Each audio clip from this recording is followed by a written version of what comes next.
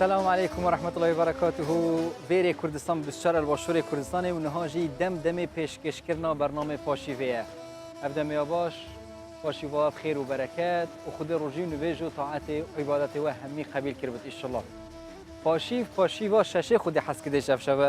کردستان بسیار جورات پیشکش کردن. یعنی 5 روزی هات نگرتن جالیه بسرمانه و ان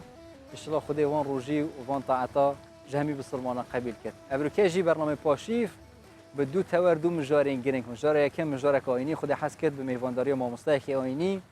راستا مجاره دوم جی خود حس کرد به میوانداری دکتره که تایبتمند به بابت که تندرستی جورا به بحث کردن بری وان هر دوشتا مدوید زیتر بحثا و یکیب کم ایدی رمضان دعاتنا قبیل کردن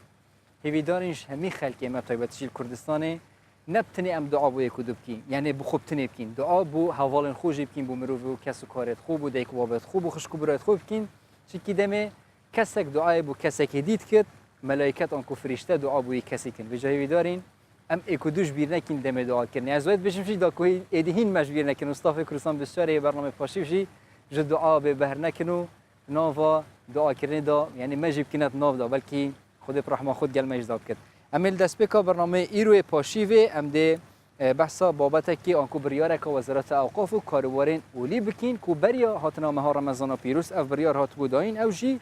قد کرنا دانا ام بیجین گوتارا یا پشتی نویجا ایواری یعنی تهیو رمضان دا گلک مزگفتین کردستان پشتی نویجا ایواری گوتار تین داین جالی ماموستاین آینی و لقد کرنا و گوتارا پشتی نویجا ایواری بتنه جبوی یعنی بلندگو بو یعنی دنگه که بلند جنوا مزگفت دا ناچ به دنگی وان ها بتنید نوا مزگفت دا اف گوتاره وید بین خواندن و رهبرتی اوقاف سلیمانی جید بهش ام ده پیری چافدری و مزگفت بکین و هر ما مستای که آینی آن کو مزگفتک دی پیگری و بریاری نده او دهین استزادان و برف و بریاره هنه بزانین هم کارودانین دج هم جید گل چاوینه و برنامه پاشیف گل ها برنامه هینجی برنامه گل مداوم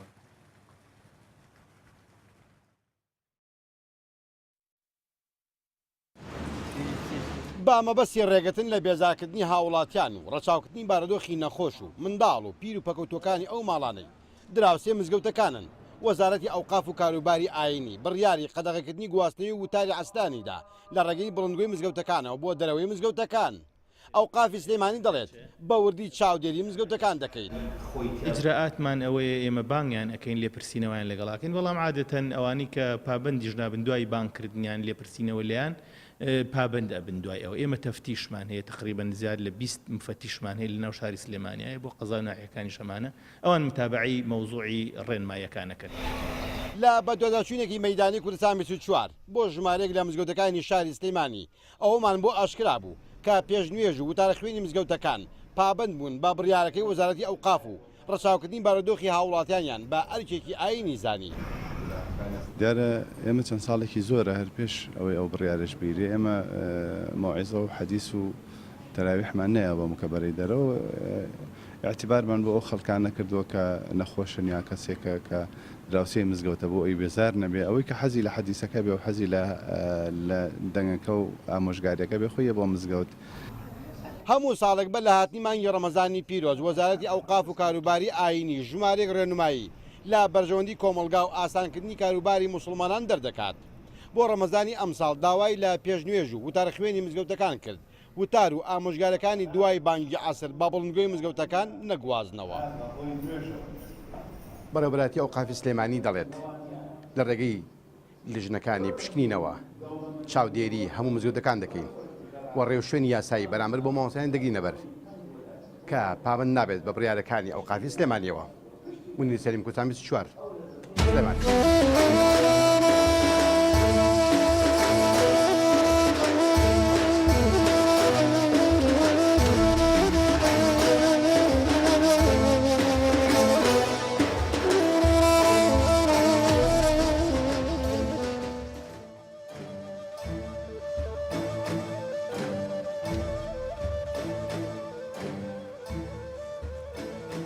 ایدی ابجی زیادتر واضح کردن بریار وزارت اوقاف و کاروبارین اولیه الهرم کردستان یعنی ریگرنی لبرانبری بلاف کردن ناخیرت نو و مزگفت دا ڕێک بم مامۆستا هەنە ئەو یعنی ئاخفتنا خێری ئەنکو گوتاری بن ناوا مزگەفتێدا لێ بتنە ڕێگری لوەیەکی هاتێکردن دەنگێ وێ گوتارێت یعنی پسەر مزگەفتی بە بچە ئێدی هەندێک خەڵکی زاجا خۆشێ بینن gelek şêwecî hene êdî mamostayên ayînî axivna xêrê balafkin zêtir jîn û ke mamostayên ayînî hem prêkatorên civakî ji de rastî hizreka gelek cana prêkatorên civakî hem axivna xêrê hem jî gutarên xwe jî balafkin xwedê xêr hemî mamostayên ayînî binivêse em dê evrike behsê zêdetir babetê pêkvejiyanê û remezan vekû derfetek bû pêkvejiyan û ajbûneyekîn û xwedê hes kir evrike jî wê mamosta zana girdesûrî pêşnivê ji wê tarxên di nava bername paşîv de gelme David mamosta zana zor zor bexêr bê û رمضان تامبير يا اخوان محفوظ بن خواي قور لهم ولا قبولك ان شاء الله هربجي ما مستعد ببي ام ايتي قراني بيروزو بم ايتي قراني بيروزو وبعد اسبكم بسم الله الرحمن الرحيم يا ايها الناس انا خلقناكم شعوبا وقبائل لتعارفوا ان اكرمكم عند الله اتقاكم لتعارفوا يعني شبيك وجيان بقشتي لنا عيني بيروز تبينا سيكي هي بسم الله الرحمن الرحيم الحمد لله والصلاة والسلام على رسول الله وعلى آله وصحبه ومن والاه سپاسان دەکەین لەبەوە دەرفەتە خی گەورە نوێژ و تاعات و عیبادەتی هەموو لای قبولکە لە تاوی مسلمانان و لە کوردستانی عزیز و خۆشەویستمان دیارە پێکەوە ژیان لە دێر زەمانەوە لەو کاتێک کە سەحابەی پێغەمبەر صلی الله عليه وسلم ڕزای خۆیان لێ هاتنە کوردستان کە خەڵکی کوردستان بە ئازادی خۆیان بە حوڕیەتی خۆیان دینی خۆیان هەڵبژار چونکە هیچ کاتێک ئیکراه و تۆبزیکردن لە دینی خوا جێ نابێتەوە لەبەرچی چونکە خەڵکانێکی دووڕوو منافقمان لە دروست دەکەن هەر لەبەرەوە خی گەورە لەسەر یاسای لا ئیکراها فی الدین ئەوە بووە قانون و یاسایەک لە دینی خوا کە ئێمە کەسانێکمان نایە بە ئیکراه بێنە ناو دینی ئیسلام ئەو یاسایی کە خی گەورە داینای بەڕاستی جوانترین یاسا و جوانترین سیستەمە لەوەی کە پێکەوە ژیان لەگەر تەواوی بەشەریەت دروست بکە یعنی کەسێک مەسەلەن جوولەکەیە کەسێک مەسیحیە کەسێک ئێزیدیە کەسێک هەر ئاینێکی هەیە لەگەڵ مسلمانان دەتوانن لەژێر سێبری ئەو ئاەتانە کە بۆی بە یاسای پێکەوە ژیانی ئینسانەکان زۆر بە ئاسانی دەتوانن لەگەڵ یەکتری بژین جا وایەتی جەنابیش تخینتەوە يا أيها الناس إنا خلقناكم من ذكر وأنثى وجعلناكم شعوبا وقبائل لتعارفوا يعني خواي جورا أو سەرەتای دروستکردنی ئینسانەکانی لە نێر و مەیەک لە دایکە حەوا و باوکە ئادەم کە خوڵقی کردینە هەرمی هەنکاتینە سەر دنیا لە بۆ چییە لە بۆ ئەوەیە کە ئەو هەموو زمان و ڕنگ و عەشیرەت و ئەو هەموو قەوم و نەتەوانەی کە خوای گەورە دروستی کردیە فەزلی هیچیان نادا بەسەر ئەوەکەی تردا هەمویان وەکو ئینسانیەت یەک مرتەبەیان هەیە ئەویش لە بۆ تەعارفکردنە ئەو ناو زمان و ڕنگانە چکە ئەگەر ئەو کاتی مەسەلە هەمومان بە یەک زمان قسەمان کرد با خۆش نەبوو هەموو ئینسانەکان یەک نەتەوە باە خۆش نەبوو ئەو کاتی ڕۆحی منافەسە دروست نەدەبوو لە بین ئینسانەکان تاوەکو بزانین کام قەوم زیاترە لە کام قەوم و کام قەوم ئازاترە لە کام قەوم و کام قەوم زیاتر خزمەتی ئینسانیەت دەکات چونکە ئەمە هەمومان کاتینە یەک هەدەفمانە ئینسانیەت ئەویش خزمەتکردنی ئینسانەوە جوانکردنی ژینگەیە و ئاودانکردنەوەی سەرزەویە واستعمركم فيها وكو خواي جور أفرمي زا خواي جور لو آيات أفرمي لبوتسية أو هم زمان ورنقوشتانا لتعارفوا إن أكرمكم عند الله يتقاكم تشيج لنا أو هم زمان ورنقو قبيلة إنسانانا تشي لكن خدا ولكن إنسان كان دا لهموكز بقدر تلو بالريستلا إن أكرمكم عند الله يتقاكم أتقاكم تشين خو أمانا زانين أهل تقوى تشيه مەگەر بە ئەخلاق و ڕەوشتەکان چکە سەحابی لە پێغەمبەریان پرسیە صلی الله عليه وسلم ما الدين يا رسول الله دین چییە فەرمووی الدين حسن الخلق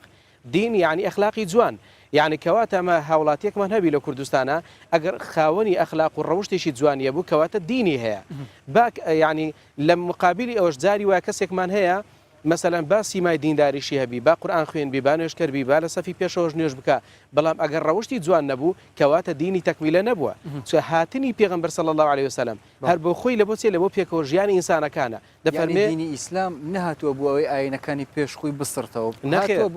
هاتووە تەکمیلی بکە إنما بعثتم لأتمم مكارم الأخلاق يعني أو كارنا تواواني كبيغمبراني بيشي خوي سلامي خوان لبي كأوان تواويان نكرت بيغمبري خوا صلى الله عليه وسلم هات هم للروي عقيدي هم للروي بيرو باور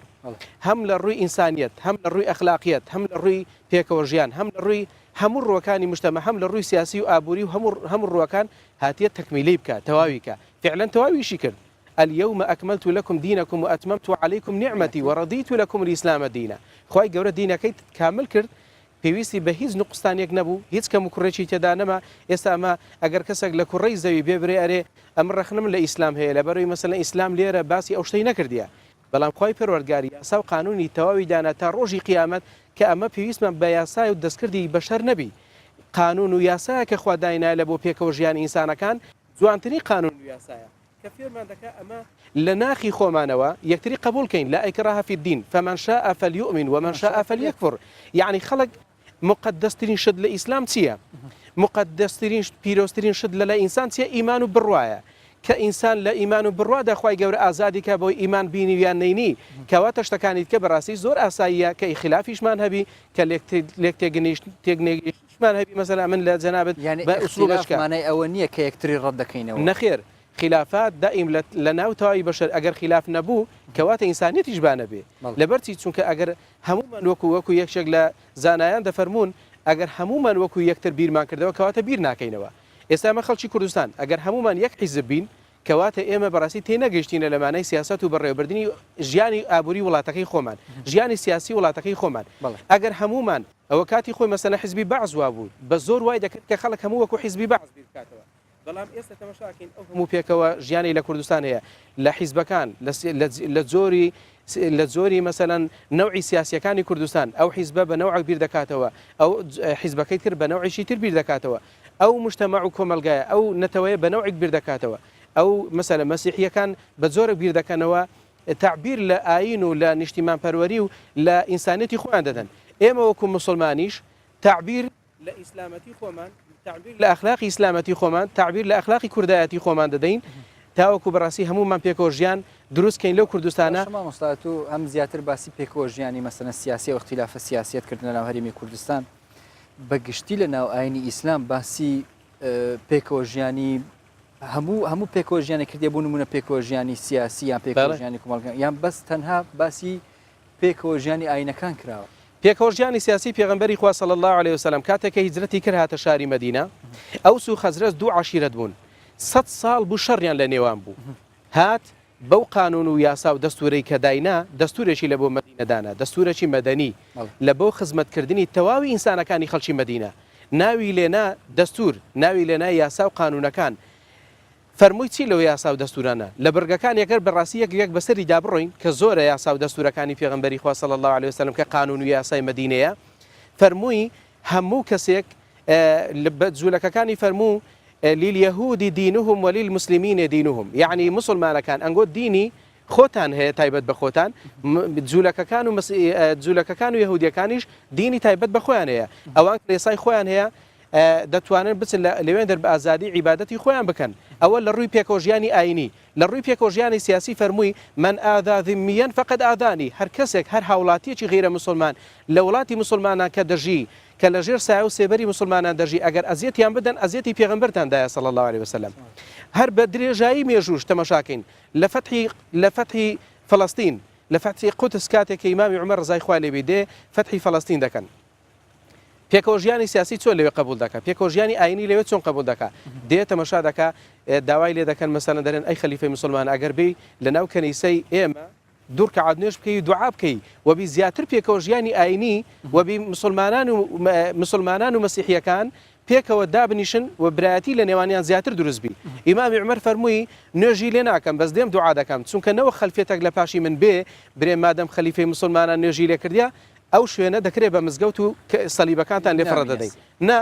ئیمامی عومەر لە پێغەمبەرەوە فێر بوو صلی الله علیه وسلم لە قورئانەوە فێر بوو کە ئێمە نابێ بین ئاینەکانی بەرامبەری خۆمان ڕشکەینەوە بەڵکو دەبی بین حیواری برانە دروستکەین قل يا أهل الكتاب تعالوا إلى كلمة سواء بيننا وبينكم ألا نعبد إلا الله ولا نشرك به شيئا دەبی بینە گەریان دانیشین برین براقەشەکان فەرموون وەرن لە گەرمان دانیشن ئێمە کۆمەڵێک دەستەواژەی ئیمانی و عەقیدەیمان هەیە ئێوە شەیتان ئێمە کۆمەرەك بەسەرهاتی پێغەمبەرانمان هەیە ئێوە شەیتان وەرن با لەگەڵ یەکتری دانیشین بە هەمومان خزمەتی تەواوی ئینسانەکان و تەواوی مرۆڤایەتی بکەین ئەو کاتی پێی دەگوترێت پێکەوە ژیان هەر ئەوە بوو ئیمامی عومەر کە هات ڕەزا و ڕەحمەتی خوای لێبی کە بەڕاستی ئەوان زۆر مەمنون بوون و زۆر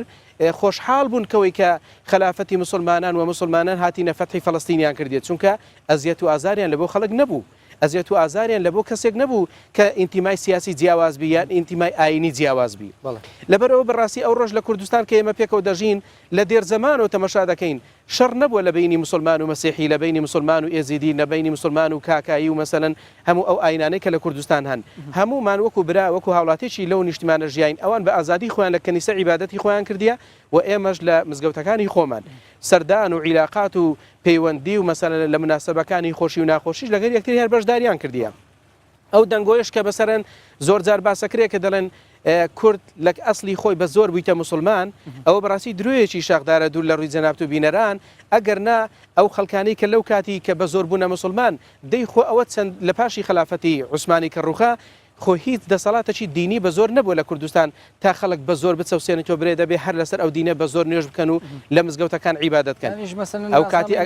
نەگوردرا وانە ئێمە هەر کورد بووین ئەو خەڵکش کە ئەو کاتی ئاینی خۆی هەڵبژار بێزگەرە ئیسلام مەسەن ئەوانەی ئێزیدی بوون ئەوانەی کە مەسیحی بوون ئەوانەی کە جوولەکە بوون لەو کوردستانەی لەگەر ئەمە دەژیان ئەو کاتی کە ئەوان هەلەسە ئاینی خۆیان بوون خۆ کاتێک کە مسلمانن هاتن کە کورد ئیسلامی هەڵبژار ئەوان کە مەسیحیەتیان هەڵبژار ئیسلام زۆری لەوان نەکرد ئیسلام فەرمووی ئەنگۆش ئازادن لەوەی کە هەر بیر و باوەڕێکتان هەبی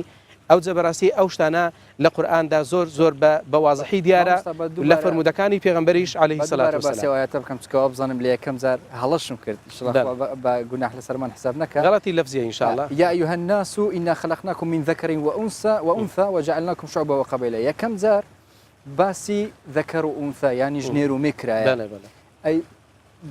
پەیوەندیە کۆمەڵایەتیەکان زیاتر باس بکەین بۆ ئەوەی زیاتر بتە پێکەوە ژیان لە بینی نێر و مێ چون دەست پێ بکرێ و چونیش بەردەوام بی ئێمە پێشەوەی کە بەڕاستی ئەو شەڕ بڵێ ئەو شەڕی کە ئێستا زۆر جار ئەعلام دروستی دەکە یان ڕێکخراوەکان ژن و پیا و لێکتری جیاواز دەکەنەوە دەرێن ئەوە ڕەگەزی نێرە ئەوە ڕەگەزی مێیە شەڕێک لە مابینیان دروست دەکەن ناچار بن پیاوانش ڕێکخراوە دروستکەن ناوی لێنن توندوتیژی مقابلی پیاوان ئەوان ناوی لێن توندوشیش بەرامبەر ئافرەتان ئێمە لە قورئان خی گەورە یاسایەکمان فێر دەکا کە فەرمێ وەخەلەقەکم من نەفسی واحیدە پێشەوەی کێمە ناوی لێ بنین ئەوە ژنە ئەوە پیاوە برێنەوە ئینسانە وەکو ئینسان معاملە لەگەر ژن بکەین وەکو ئینسانیش معاملە لەگەر پیاو بکەین كلكم من آدم وآدم من تراب هەمومان کە لە خۆڵین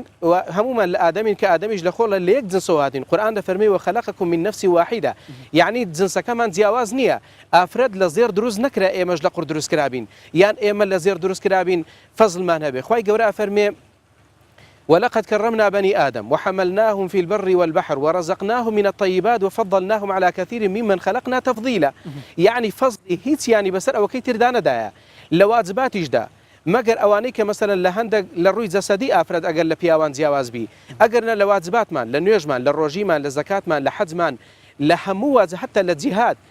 چۆن پیاوان مشارەکە دەکەن و بەشداری دەکەن ئافرەتانیش بە هەمان شێوە لە سەردەمی پێغەمبەری خوا صلی الله عليه وسلم و لە قورئان و سنەت تەماشاکەین واجبێکمان نییە لە دین لەسەر پیاو دانرابێ و لەسەر ئافرەت دانەندرابی لە ڕۆژی قیامەت چونکە ئەگەر وا بواە مەسەلەن جیاوازیەک هەبی زۆر دەدرێن ئافرەت ئەخر عەقڵی نەخوستانە ئەوە بەڕاستی ئەوە شتێکی ناڕاستە بەرامبەر بە ناوی دین گۆترایە چونکە ئەگەر وابی ئەو ئافرەتە دەتوانی لە ڕۆژی قیامەت گلەی بکە برێ خوای پەروەردگار باشە تەکلیفاتی شەرعی تەکلیفاتی دینی وەکو پیاوەکان لەسەر منیش واجب کرد بوو دەیکە عەقڵ من نقصان بوو لە بەرچی تەکلیفت خستە سەرشانی منیش ئەوە بەڕاستی هەر لە خۆی لەوە یانیش تەکەڕ زیاتر باسی ئەو پێکەوە ژیان دەکەین بە تایبەتیش لە خاڵە گچکەکان بە تایبەت لە ناو خێزاندا چون ئەو پێکەوە ژیانە گەورەتر بی بە تایبەتیش لە سەرەتای دروستبوونی خێزان بەڵام ئێستا دەچینە لای هەم بابەتێک پەیوەندی کە بە پێکەوە ژیان هەیە بە تایبەت لە ناو هەرێمی کوردستان ئەویش وەرگرتنی پەنابەرانە لە ناو هەرێمی کوردستان بەڵێ تەماشاوە نێژای دی بابەتی مەر سەر پێکەوە ژیانەیە هەفکارێ مەژی زەردەش هەمێوێت ناوە کەمپاکە پەنابەرین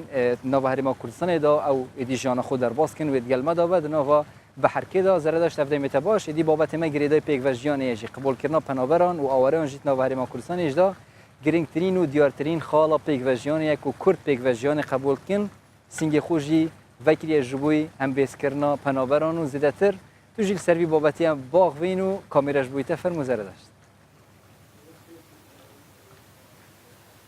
بله ایوار باش جوان ما روزی لهمی بینارین کردستان مستشار و گلی کرد پیروز به از ما وقت کردستان مستشار ما خصی پلان خو کو شف هر هفته دو جاران انبر خواب بدن نام مالبات روجاوی کردستان این کل نام هولیره دیمن لناف کامپان دیمن لنها از لناحیا بحرکه سر به هولیره و ما از نل کامپیمرو لمن بری خدا آواهی که مدید هجماره گنجین روجاوال ورن تایبت کریکارن مخواست امرو شوام بزامن تفی کو کار دکن روجیج دیگر نه دست به سحورات کن امی در باسی جوان بن کا بزامن سحور خوب چه ابره واد بن ایوار باش ورا ون باشن وكون دبنن اف جنجن روجافانا كو كريكارن بخو خورنا خوچت كن تفي كو زحمتيه و گرم هجي لروجيه دگرن از خوازم بچم جم خورتكي تبخو روجافي كردستاني ون كار دكن تچ كاري دكي ون روجيه دگرن چه زحمتي البيشوانا و چ تنانا خيرات المومسة او بخيرات ون مثلا ام بيجن نها وخورنا بخو چكري ون دمتنا كار چه زحمتي هنات كارج مو پیشگاتی خواستم وارا بجم رمضان حمو کلمه کرد پیروز به و المسلمان حمو ولا اول ما يعني زور ما برد زور دبي او دبي زحمتي زوره والله ومثلا شنا شغل وساعات حافتين يك جورن فطوري مداخلي حتى ساعات حيش هون يعني اول ما زور تبخوجي تقول تزانينجه تمام كريه دكاريج مرا بيجي جداهيا ورو روجاوا چيه دما كنا مالبات خدا ونهاج ونگنج تن لورن هم بخيراتن جروب 24 ماسواس دکن برای هم وقت الكوبانه بون امنو مالبات خدا بون يعني عائله همو هبو برا خوش که هبون دی باوی ما يعني جيب هفدرا هبون روجي خوش بو يعني رمضان خوش بو ان حال ورجو خوش هله بس هم تشكي زاني يعني او يعني خورت زغرتي تشكي زحمتي هي فطارن داونا اما جاب يكيش بكم تبخو زانكو خلاص كريه ون جبوره وش سوريا وبري خدا باشور ون هيفيت كن وگرن روجاوال ور جاره قدين هم روجيا خوب كن هم جي كوجانا خوب اصاي بريفا بن شر خلاص بشر نبينه بالتاكيد هم بهينا روجا كي شر خلاص هم جي بتشن ديسا وكي برا يعني وگرن مالبات خانه و عائله خو يعني نو خدمه خواهم روجا خواه افطار خواه عبدالله وکن لور سخوازم بزن بون خورن دما چه دکن ام بیشن تایبت سحوران ون زحمتی چه دبینن ناف هفته ون چه خورد چه دکن یا یک جواد چه دکن کارج مرا روزانه چه چه دکن والله هم يعني بهبدرا مشاركة دكن يعني يك بتنا تشيناك يعني بس بهبدرا مشاركة دكن يعني حمو خورت يعني بله قالك مالباتين روجا وجه الفرهنا خزمو كاسين وجه هنا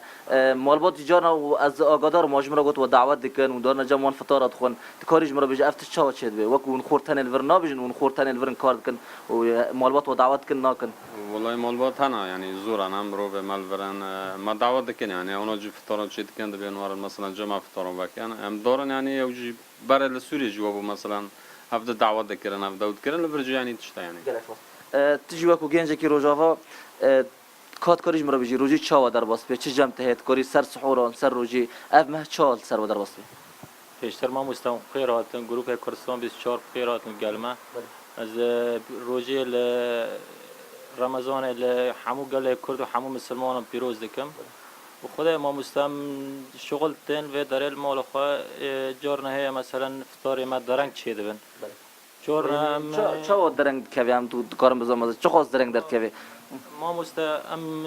شغل تن و داره مثلا جار نه هم ساعت 7 شغل تاخیر دبن يعني حتى حوالي خلف داره او خورنا چیت کن فطارنا البو خد چیت کن حبك درنگ قاده ساعت 8 نه دبه يعني جار تا قلت كنت دمجمير حفت بدم هولير فطارن وساعتك ايش درنگ دخون راست ما مست شغلي ما جار نه دور هم زحمتي ديشين ساعات 5 6 شغل خلاص بهم حتى دينا مال ساعات حفته به حفت حتى فطار خد شركن يعني زحمتي هي بس ام ادو حوالي خد تقريبا به يردمي هي هم حموها برون الفيدر يردمي فطار خد شركن خوش روجيا خوش اثر ما داره بله جوان از خوازم آماجش بیم که ما کندی بدن لور خورمن گوشتن ماست چای او روشا گنجن روجاوان تایبت کریکارن روجاوی کورسان کنها هولر دیمن ویرنگی سحور خود خون و کو دیویژن جی کو دامادشن کارت کن تفی کو همیشه خوانده کارن زانینگه لروجاوا و سوریه تمام کنه لجبر کریزا سوریه روجاوی کورسان او نها لباشور دیمن کار خوب رواد من کار دکن دبیجن دما کوش کار جیتن گلک جاران نمونه ام بیجن بد دما دمشمیر هفت کوب دما هولر فطار تن کرن ل اونا گلک جاران جی 2 ساعتان یا 2 دمشمیران بدرنگی فطار خوفت کن او بگشتی روشا گنجانا ل باشور کردستان گنج روجاوا بیگمان دم پیش داجی ام هر سردان مالبات روجاوا کردستان ل هولر ین ناف کامپ کن ام روشوانا سحورا و فطار جی بینار کردستان بسیار واگوزن بله کاری ما زردشت همه تو ناوا ام بیژین هند گنجین روجاوای کردستان کو نهال باشور کردستان ببینین هم کار جیت کن هم جی روجین خوب بردام کن زور سپاس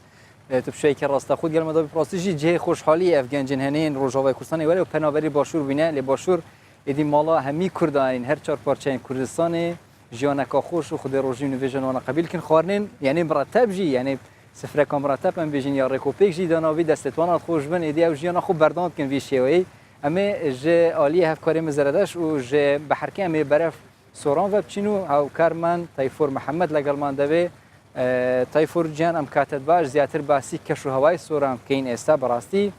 دڵنیام کە کەشۆیەکی زۆر فێنک و خۆشی هەیە و زیاتر لە کاتی پارشێوان خەڵک چوون سەردانی شوێنەکانی دەرێ دەکەم بۆ نان خواردنی پارشێ و کامیرەش بوویتە فەرمو تایفۆر. ژوان سلااوت لێبێ ئەوەی تایبەت بێت بە کەشوهەوا من سەرەتا داوە لە کاکسامانی وێنەگر دەکەم ئەگەر هەردوو ڕووی بازار بگوازێتەوە بۆ ئەوەی وێنەکان خۆیان بدوێن و ئەوەی تایبەتیش بێ بە کەشوهەوا دیارە کەشوهەوایەکی زۆر فێنکە دڵنیان بە پێچەوانەی شاری هەولێرە لێرە کەشوهەوایەکە زۆر فێنکەوە لەوێش گەرمە بە هەمان شێوە بازاڕیش گەرمە و جموجۆڵی خەڵک هەیە دێن خواردن دەکڕن کەلوپەل دەکڕن و بە هەمان شێوە ڕوو لە سەمونخانە و نانەوەخانەکانیش دەکەن بەڵام من ئێمە ئێستا لە شوێنێکینکە لێرە نۆکاو دەفرۆشرێ مام حاجی سلااوت لێبێ ئەوەی دەیفرۆشی بێگومانەوە دەیبینین نۆکاوە بەڵام نۆکاوەکەت چۆن ئامادە کردو خۆت ئامادەی دەکەی و پێکاتەکانی چی لە چوە چی لە ناوە وەڵی پیواز دەکەم بیبرێتەکەم ئامسی تێکەم هێشکە گۆشتێ جوان تێکە بەڕاستی ئەرازین مۆوال و ئەو مشتریانە دێنەکەە من وەکو خزمەتیان بکەم بەڕاستی خۆشمەوێن ئەوشم خۆشمەوێن ماوەی چەند ساڵە و کارە دەکەی 20 ساڵە 20 ساڵە بەرێ باشە با بڵێن بازاری تۆ ئێستا کە بە شەوان دەیفرۆشی جیاوازی چێ لەگەڵ ڕۆژانی دیکەکە ڕەمەزان نەبوو بە ڕۆژ دەتفرۆش جیاوازی ڕۆژان سبەینە ئەمەلە داتنێرا هەیە سبەینە کێشەی عیلشم پێمە کردو سبەینا زوو داتنەکرە من تێدیانە خوارد بە 1500 دیناری پارە هەبا پارە نەبا چ لە گۆڕێنیا وەناڕێمە کەس پارەم دێ ئی پارەم دەتێ بە زیادبی ئی پارەشمەتێخوای خێرێ بنووسی گەردە نیازابی ئەوانە کە دێنە لای تۆ زیاتر مشتری قەدیمتن یاخۆ ئێستان واللهی هیچ فەرق نییە ئێستا هەنە و دوای ڕەمەزانی شەنە تایبەتی منە ئارێ وەڵا هیچ کێشەی پارەش لێرە نییە بڵێ مەدە پارەم بی ئەمە زۆرم پێخۆشە ئەمە خزمەتی ئەو زماوەری بکەم ئارێەوە خەرچم لە رازێ من لە خەرچی رازیمە حاجی زۆر سپاس دەکەن بەڵێ ژمانەوە یەکێ لە نۆکاوە بەناوبانگەکانی شاری سۆرانەکە و مشتری و کڕیارێکی زۆر و تایبەتی هەیە مامۆستا سلااوت لێبێ شەوەکە درەنگە و بەرەو پاشێ و دەڕۆین تۆش سەمونت لەلایە دیارە سەمونت کڕیوە بۆچی بەو کاتە سەمون دەکڕی وەڵاهی ئەوەی گرنگە لێرە دەبینین ڕەمەزان مانجی سۆز و بەزەی ئەوەی دەبینین لەو شارەی شەوانە زیاتر خەڵکان بە گوروتینەوە ڕوو لە بازارەکان دەکەن و ئەوەش بەهۆی ئەوەی کە مامەڵی ڕۆژانەی کاروباری خێزانیان دەخەنە شەوان ئەوەش بۆی ئەو ئاڵ و گۆرە خولەی کە ڕەمەزان لە خولگەی خۆی 36 ساڵ جارێک دەگەڕێتەوە شوێنی خۆی کە ڕەمەزان لەوەتەی دەبینین لە کۆتاییەکانی بەهاردایە لە هاوین دەبینین خەڵکان زیاتر شەوان ڕوو لە بازارەکان دەکەن تۆ کات خۆت بەچی بەسەر دەبێت بۆ نمونە کاتەکانی شەوتا دەگاتە پاشێ و بەچی زیاتر بەسەری دەبێت وەڵاهی کاتەکان زیاتر بە خوێندنەوە و زیاتر لەگەڵ دانیشتن لەگەڵ برادەران و تۆڕی کۆمەڵایەتی و ئەو کاتانە زۆرە کۆمەڵایەتەکان کاریگەریان دروست نەکردووە لەسەر پەیوەندی کۆمەڵایەتەکان بەتاکید تۆڕی کۆمەڵاتی کاریگەری تەواوی هەیە بەس ئەوەی لێرە گرنگە بە پێویستی بزانم زۆر سوپاسی دەستگامنیەکانی هەرێمەکەم کە بەڕاستی زۆر بە ئاسوودەیی ئەتوانی لەناو ئەو شارێ بجوڵێنەوە ئێستا منەوە بە ئازادی دەسوڕێمەوە لە شەواندا ئەوە جێگەی دەستخۆشە ئینشاڵڵا لە ماوەکی نزیکیشدا دەگەینە خەونی خۆمان کە خەونی سربەخۆیە لەسەر دەستی جەنابی سەرۆک بارزانانی زۆر سپاس هیوادارین کە هەمیشە لە ئارامی و ئاسایشدا بن ژوان من ئەگەر دەرفەتە بێ حەزەکەم بچمە ژوورەوەوە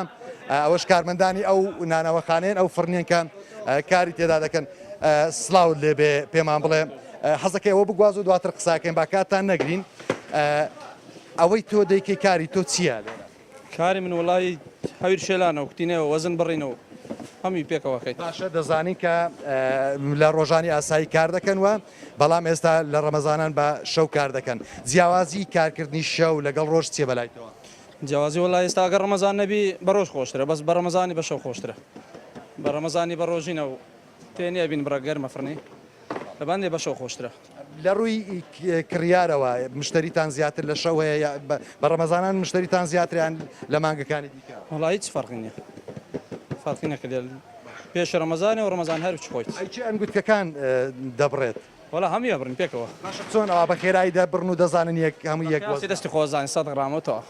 دەبێت 100 گرام بێت دەبی 100 گرام بێت ئەگەر زیاتریش 25 بێت بێت بەس لە سەدی بەرەو سەری ئەبرێت باشە زۆر سپاس دەکەین و هیوادارین هەمیشە بازارتان گەرم و گوڕ بێ بەڵێ ئەوە شوان سەمونێکی زۆر جوانە لەو کاتێشە و مشتری شەیە وەک دەبینن خەڵچێک وەستاوە لێرە بۆ کڕینی سەمون و بۆ پاشی و دەیانوێت سەموو بکڕن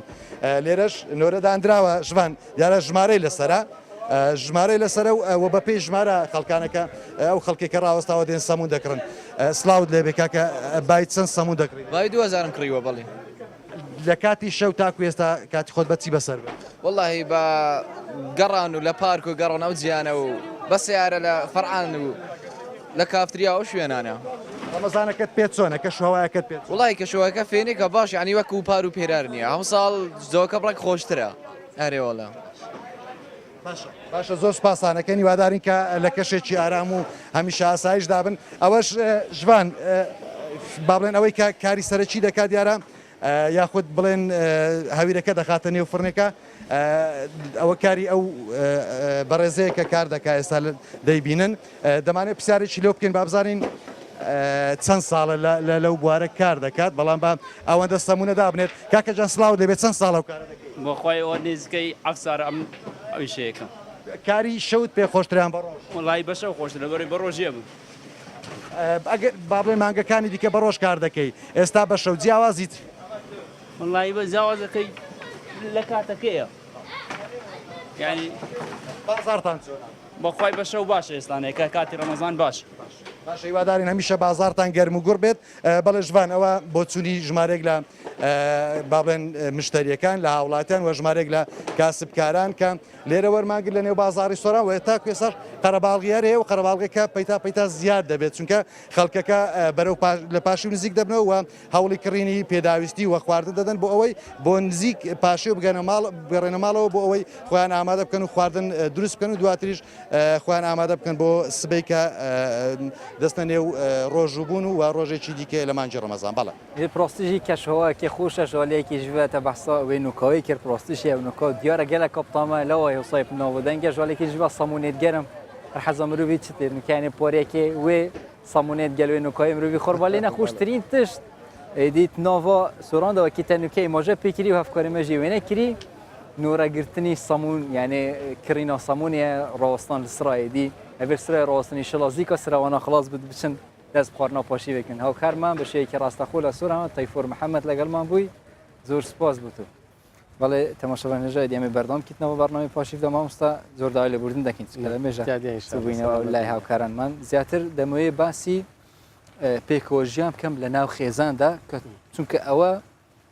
سەرچاوی پێکەوەژیانە لە ناو کۆمەڵگادا چون باسی پێکەوەژیانی ناو ئەندامانی خێزان کراوە لە ناو ئیسلامدا مانجی ڕەمەزان فرسەتە لۆی کە بەڕاستی خێزانەکان لەگەر یەکتری لەسەر یەک سفرە کۆ دەکاتەوە پێشتر ڕەنگە پیاوەکە لەبەر کار و کاسبی ئەگەر شەو نەهات بیتەوە یان مەغریبان نەداتنەوە بەس ئێستا تەمەشا دەکەین کاتی مەغریب جادەکان چۆل دەبی بازارەکان چۆل دەبن هەمووی دەستنەوە لەگەر خاو و خێزان و لەگەر ماڵ و منداڵەکانی خۆیان دادەنیشن یعنی ڕەمەزان فرسەتێکە لە بۆ کۆکردنەوەی خێزانەکان جا بەڕاستی پێغەمبەری خوا صلی الله علیه وسلم دەفەرمێ یەکێک لەوانەی کە دەکەویتە ژێر زیمەتی خوای گەورە و دەبیتە ئەو کەسێک کە محەبەتی هەیە بەرامبەر خوای رەب العالەمین ئەوەیە کە مار و منداڵی خۆی خۆشەوی وەکو ئەفەرمێ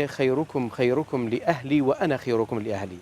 باشترین کەس لە ناوەنگۆ کە قسەی لۆ سەحابیەکان کردیە فەرمووی باشترین کەس لە ناوەنگۆ ئەو کەسەیە کە لەگەر خێزان و منداڵەکانی باشبی ئەم نیش لە هەمووتان باشترم لە بۆ مار و منداڵی خۆم ئەوە پێکەوەژیانی پێغەمبەر سڵاسەم لەگەر خێزانەکانی لەگەر منداڵەکانی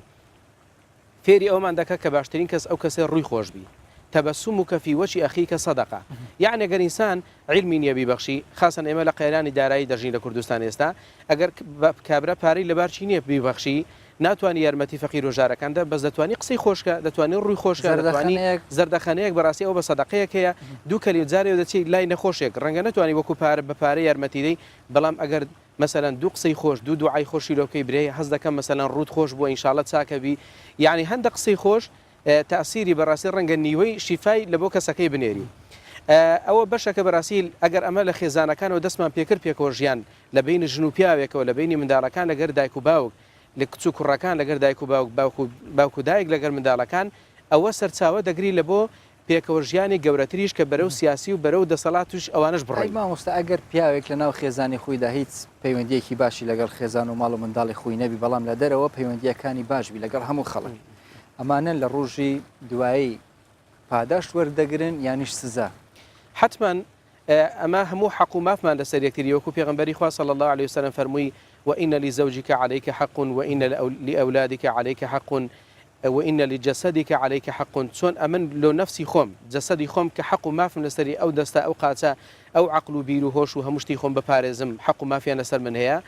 منداڵەکانیش حەق و مافیان لەسەر من هەیە خێزانەکەم حەق و مافی لەسەر من هەیە ئەو خانەوادی کە پێکەوە دەژین هەمووی مافمان لەسەر یەکتریە ئەمەش مافم هەیە بەرامبەرەوان ئەوانش مافیان هەیە بەرامبەری یەکتریمە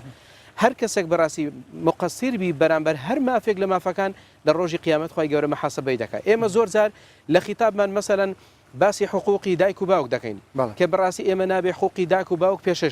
پێشێلکەین و نابێ بێڕێزیان بەرامبەر بکەین و نابێ مەسەلەن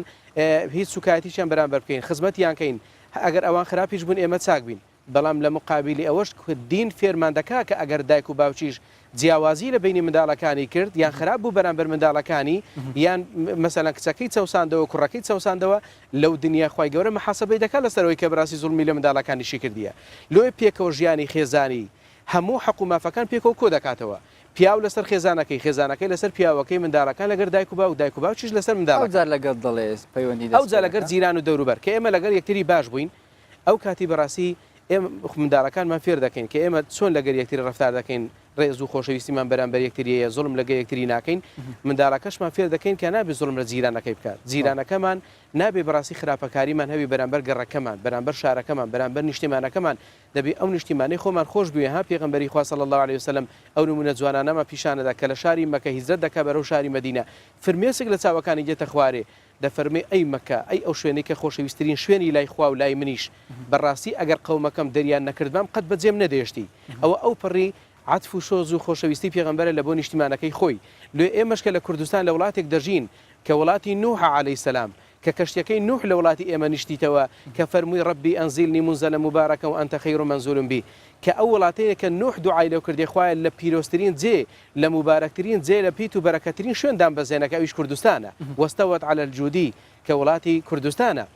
لەبەر ئەوە بەڕاستی پێکەوە ژیان ئێمە کە باسی خێزانەکانمان کرد بەشی گرنگی پێکەوە ژیانی ئەو وڵاتیمە دەکەویتە ئەستۆی سیاسەکانی وڵاتەکەمان ئەوانش بەڕاستی دەبێ حەز بەو مەسئولیەتە گەورە بکەن چونکە پێکەوە ژیان هەر لەسەر من نییە وەکو مامۆستا ئاینی هەر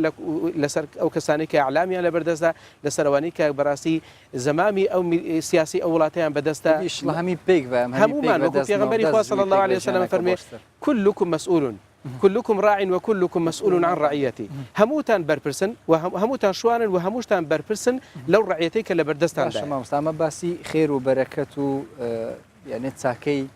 پێکەوە ژیانمان کرد ئەی ئەگەر کەسێک حەزی لێبی زیاتر تەنیا بژی دوور لە خەڵک بی پێکەوە ژیان لەگەڵ خەڵک و تێکەڵی نەبی ئەوانە گوناحبار دەبن یانیش طبعا خەلوەت لە سەردەمی پێغەمبەری خوا صلی الله عليه وسلم نونەشی جوان هەیە لەسەر ئەو قسەیە لە یەکێک لە غەزایەکان سەحابیە گەڕاوە شوێنێکی دیت زۆر خۆش بوو ئەشکەوتێک بوو داروبار و میوەجاتی زۆری لێبوو فکری کردوێت ئەگەر بێتوەم بێم لەو ئەشکەوتە بژیم و لەو خواردن و میوەجاتانەش بخۆم تێکەڵی هیچ کەس نەبم لە خۆم بەتەنیا بژیم و عیبادەتی خوا بکەم ئەو کاتەی مردم لە خۆم ڕازسمە بەهەشت بەبێ گوناح یانی تێکەڵی کەس نابم بەڵام ئەوی شەژ ناکەم تاوەکو پرس بە پێغەمبەر نەکەم صلی الله عليه وسلم ئایا ئیزنەدا ئەمن وەکو مسلمانێک بێم بە تاقی تەنیا بژیم یان لەگەڵ مجتەمع و کۆمەلگەی مسلمانان بژیم هاتەوە فەرمووی یا ڕەسوڵ شتێکی وان بە خەیاڵ داهات بەس وام نەکرد تا پرس بە جەنابت نەکەم پێغەمبەری خوا صلی الله عليه وسلم فەرمووی جێی پێویستەی مجاهیدە کە دیفاع لە وڵاتی مسلمانان دەکا باشترە لە عیبادەتی 1000 ساڵی ئەو شوێنە یعنی ئەگەر بە تاقی تەنێ ئەمن لە شوێنێک دانیشم عیبادەتی شخصی خۆم بکەم بەڕاستی ناکاتە ئەوەی کە بستە خاک پێشمەرگە مەسەن وڵاتی خۆی دەپارێزی یان مجاهیدێک مەسەن وڵاتی مسلمانان دەپارێزی مجاهید و پێشمەرگەوانە هەموو یەک مستەلاحن کە ئەو کەسێک کە دیفاع لە نیشتیمان و لە مقدسات و لە دین و لە عەرز و ناموس و لە هەمووشتی خۆی دەکا فەرمووی عیبادەتی 1000 ساڵی ئەوەی ناکاتە جێ پێبستەی کە ئەو لەسەر ڕاوەسا دیفاعی لێ دەکا لۆ چونکە ئەگەر ئەمن 1000 ساڵ عیبادەت و خەلوەتی شخصی خۆم بکەم تەنها لۆ خۆمە بەس ئەو پێشمەرگەی کە بەڕاستی ڕۆحی خۆی فیدا دەکات لە پێناوی نیشتیمانەکەی مەسلحەتی تەواوی خەڵکی کوردستانی دەپارێزی بە تەواوی نیشتیمانەوە بە تەواوی عەرز و ناموسی خەڵکی کوردستان بە تەواوی هەموو ئاینەکانی کوردستان بە تەواوی هەموو هاوڵاتیانی کوردستان لەکەوە ئێمە باسی پێکۆژیان دەکەین کە تا چ ڕادەیە کورد لەگەڵ پێکۆژیانەوە باسی ئەوەش دەکەین تا چەند ئیسلام یعنی نابتە ڕێگر بوو ئەوەی یعنی هەر نەتۆیەکیش داوای مافی خۆی بکە کە ئێستاش کوردیش داوای وڵاتێکی سەربەخۆ دەکە بەڵام ئێستا دەچینەوە دیاربەکر لە باکووری کوردستان دوای دەگەڕێنەوە مامۆستا بەری تەماشاکاران هێژا بەرنامەی پاشی بەردەوامکەن هەوە ژێمێ بەرەف دیاربەکرێ لە باکووری کوردستانی بە بچین بە ئەفکارێمە حەسەن کوردستان وەکی ڕۆژێن دەربازبووژی خوددا حەز کرد دیارمە بەت حەسەن ئەفدەمێتە باش زیاتر بەحسا ڕەوشە ئەڤروکە و ڕۆژیا پێنجێ بکینەوە دیاربەکرێدا چاوە دەرباز بی و ئیدی پرزگرێکێن زێدە ژیتنەوە دیاربەکرێدا ئیرو چێبین هەم بەحسا پرزگرێکاژی هەمژی بەسا بەردەوامی و خەلکی بکی ji بووی سەردانکردنەوەش دەر بە ئەڤروکە چاوابیە و فەرمە حەسەن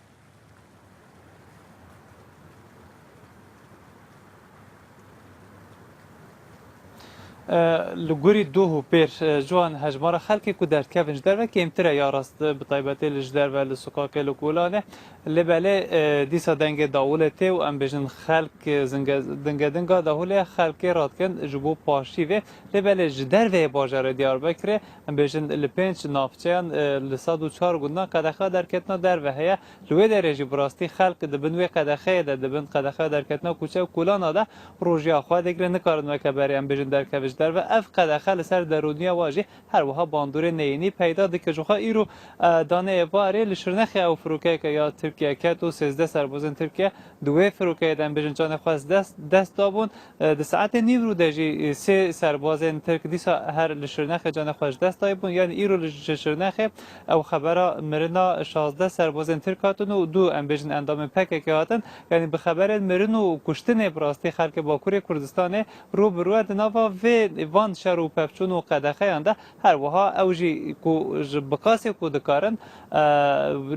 bu wê derûniya xwe rojî û remezana xwe jî her wiha derbas dikin bi taybetî hem nîvro hem jî di bangê êvariyê esrê de li mizgefta muqawelet çêdibit her wiha bi melara xelkê ku dixwazin ku Qur'ana hekîm bixwînin ew jî li mizgefta bi taybetî cihê xwe digirin û bi seydara bi melan re Qur'anê dixwînin ji aliyê din ve ji wan malûme piçekê hewa li gorî beriya du sê roja îro duh jî piçekê germtir bû dîsa di saetê nîvrû de xelk diçin mizgefta lewra li Diyarbekirê ew mizgeftên ku bi kevirê Diyarbekirê hatine çêkirin hênikin bi taybetî xelkên ku emrê wa piçekê gihayîn yê derdora pêncî şêstê heta heftiyê ew jî diçin wê derê hem xwe hênik dikin hem jî guhdariya zikr û taat û Qur'anê dikin em bêjin li Diyarbekirê rengê li bazarê rengê rojiyê nemeke du roj sê roj berê îro piçekê bêdengtir e li gorî ji ber van alozî û nexweşiyan li belê dîsa weke me gotî xelk dê rabin paşî vê dinge dihûlê tê tenê dinge dihûlê li nava Diyarbekir li du taxanayên ew li wan her du taxan jî em bêjin ji ber ku biryara îstimrakirinê hatibû dayîn ew taxa Elî Paşa û Lale Beye li wê derê kerhev û elektrîk hatiye birîniya rastî xelk li ber em bêjin di nava tarîtiyê de li ber fanûs û limpeyan radibin paşîva xwe dikin li belê ji bilî wan her du taxan li temamê Diyarbekirê vekedin rewş asayiye û normal e saet sê û şeş deqîqa li vê derê de îmsak bê xwendin her wiha dê xelkê Bakur jî wekeye her aliyê din dest bi roja şeşê ya Remezanê bikin piştî bîstek din. Rastî jî me jî hez kir wekî rojên derbazbî ka çaw nav xelkî da biye û êdî rewşeka geleka xweş e bî nava Diyarbekirê de îşev jî sawalê diyar e ji ber qedexeya derketina derve li hind navçeyan ji dervê Diyarbekirê ji ber hindê rewşûsa pîviyayekî ka çawa ev şeve dengê diholê hate de ji bo ku xelek destpaşî vê bike rojekê roja dengê diholê bê telêdan nava Bakurê Kurdistanê da êdî qedexeyê derketina derve bêne rakirim temamî zor spas ev karê me Hesen Kosten şiveyekî rasta xwe ji Diyarbekirê diyar me da bûy. Valla mamosta ziyatır basî pêkîjiyan bikeyin bi taybetî sinûrek dan rewel pêkîjiyan legal aynekanî tir li nav îslamda yanîş bi hîç şêweyek sinûr niye legal ew pêkîjiyana. Bu nimûne beşdarbûn le bûna ahengekanî aynekanî tir. Belê. Diyara İslam yek lew peyamanî ke heytî peyameş însaniye tewawkirdinî peyamî pêxemberanî pêşî xomana aleyhimussalatu vesselam wekû pêxemberî xwe aleyhissalatu vesselam ke hat pêkîjiyanî drûst kir basman kir li Medîne li rûyê ayînî li rûyê însanî li rûyê niştîmanî چکەمە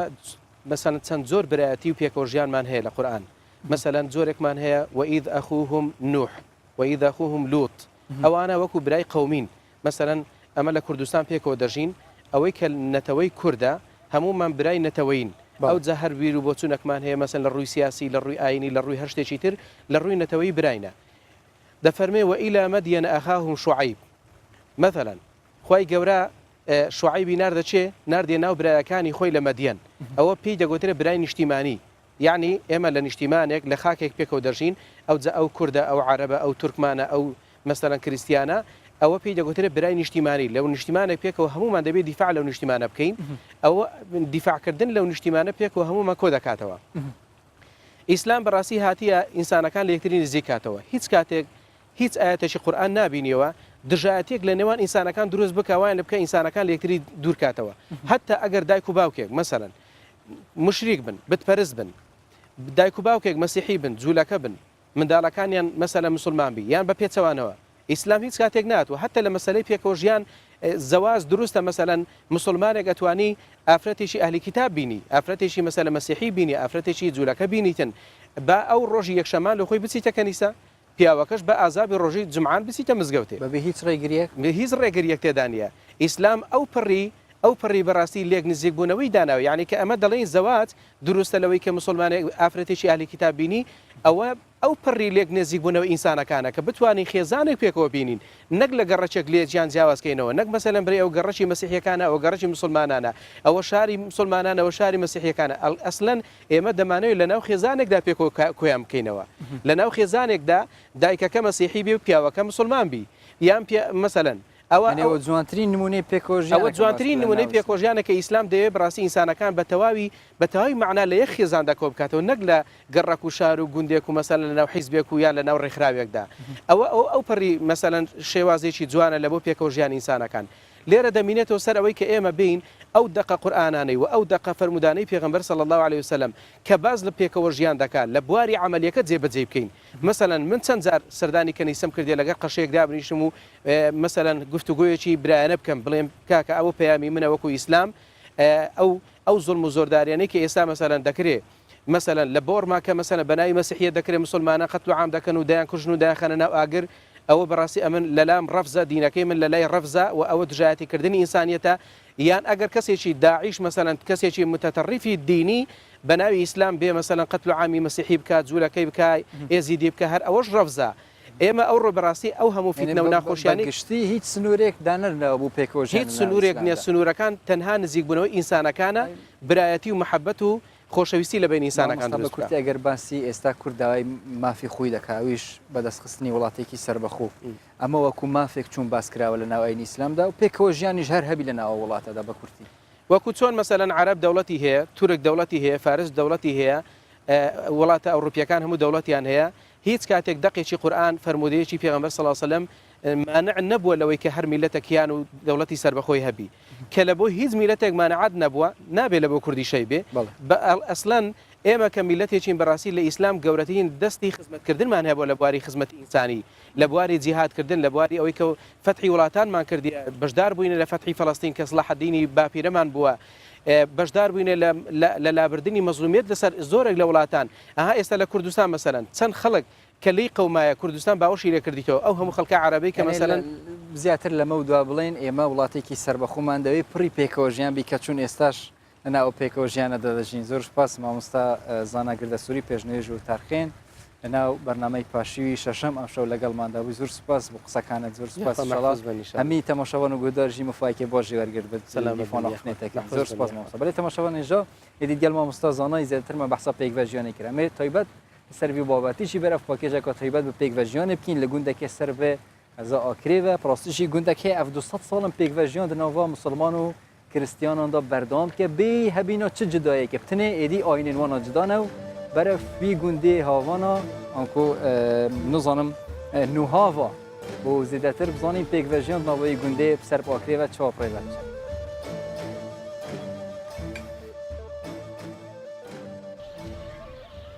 Ev gundên nihavaya ku dikevîta rûşhelata senterê bajarê Akrê bi dûriya 10 kîlometran. دوی گوندی دا هر دو پیکاتین آینین مسیحی و مسلمان هیا مزرتری دو صدایانه پیک و دجین. لگوری سر و سیما و گوتنین مسیحیین وی گوندی اوان تکل یک بجداهی دا آلی آینی و جواکی دا دگل هفدو درست کریه. دی علاقات ما گلکی خوشه. ام احترام یک حدود گرین. ام نخوشی گل یک داینا. هاي ورمضان مثلا مساعدة يكدود كاين سريدانا يكدود كاين نخوشي مثلا مسيحي وي قندينا قندي بانا صوري سوري شينا قل ملتيخو سوري شينا ورمضان لازم وان قدري ما تقرين امس قدري وان بقرين لالي ما تفريقني رمضان اتعاتي خدي لازم وان بكن لازم امس قدري وان بقري دین جدا امبرایتین ملتکی. دناوا وی گوندی دا دو کنیسه و دو مزگفت هنه و دا آلیه جلوبرگ و تکلیه جیدا. اگر هر کس سردانا وی گوندی بکد به زحمت دکارید مسیحی و مسلمان وی گوندی لحفدو جدا بکد. ملای وی گوندی جی دیار دکد که بتنه او دا آلیه آینی دا به هفدو را جدا نو نتشتک دن. اما و مسیحی وک یعنی پیک و بری یعنی صار إلى رجينا فكرة وهم براي تشين وما تسمى مشكلة شتينا ما إنسانيتي براي حكى دينش جاوز بيتن بري أما براي تشين لإنسانيتي وما تازيه كدود كاين سرداني كدود كاين مثلا عايدي كدود كاين حتى بونموني رمضاني أو احترام ما قرن يعني زغارة بيش ما ناشيشن مثلا خوارني بيش ما ناخون نهاد قال جاشتنا مها رمضاني وروجي قرتني مسیحیین وی گوندی جبو ریز گرتن لآینه مسلمانان بریار دایا. کل سر کوچ و کلان خواج خارنو و خارنان دور بکنو دگشت کاروبارین روزانه دا هف کاریا براین خواین مسلمان بکن. به چند دیجی اوان دویت راب گینن کد تجاران آین دجی یک نینن اگر مروف نبن دجی یک. آری حسین کردستان 24 گنده نهاوال دور آکری.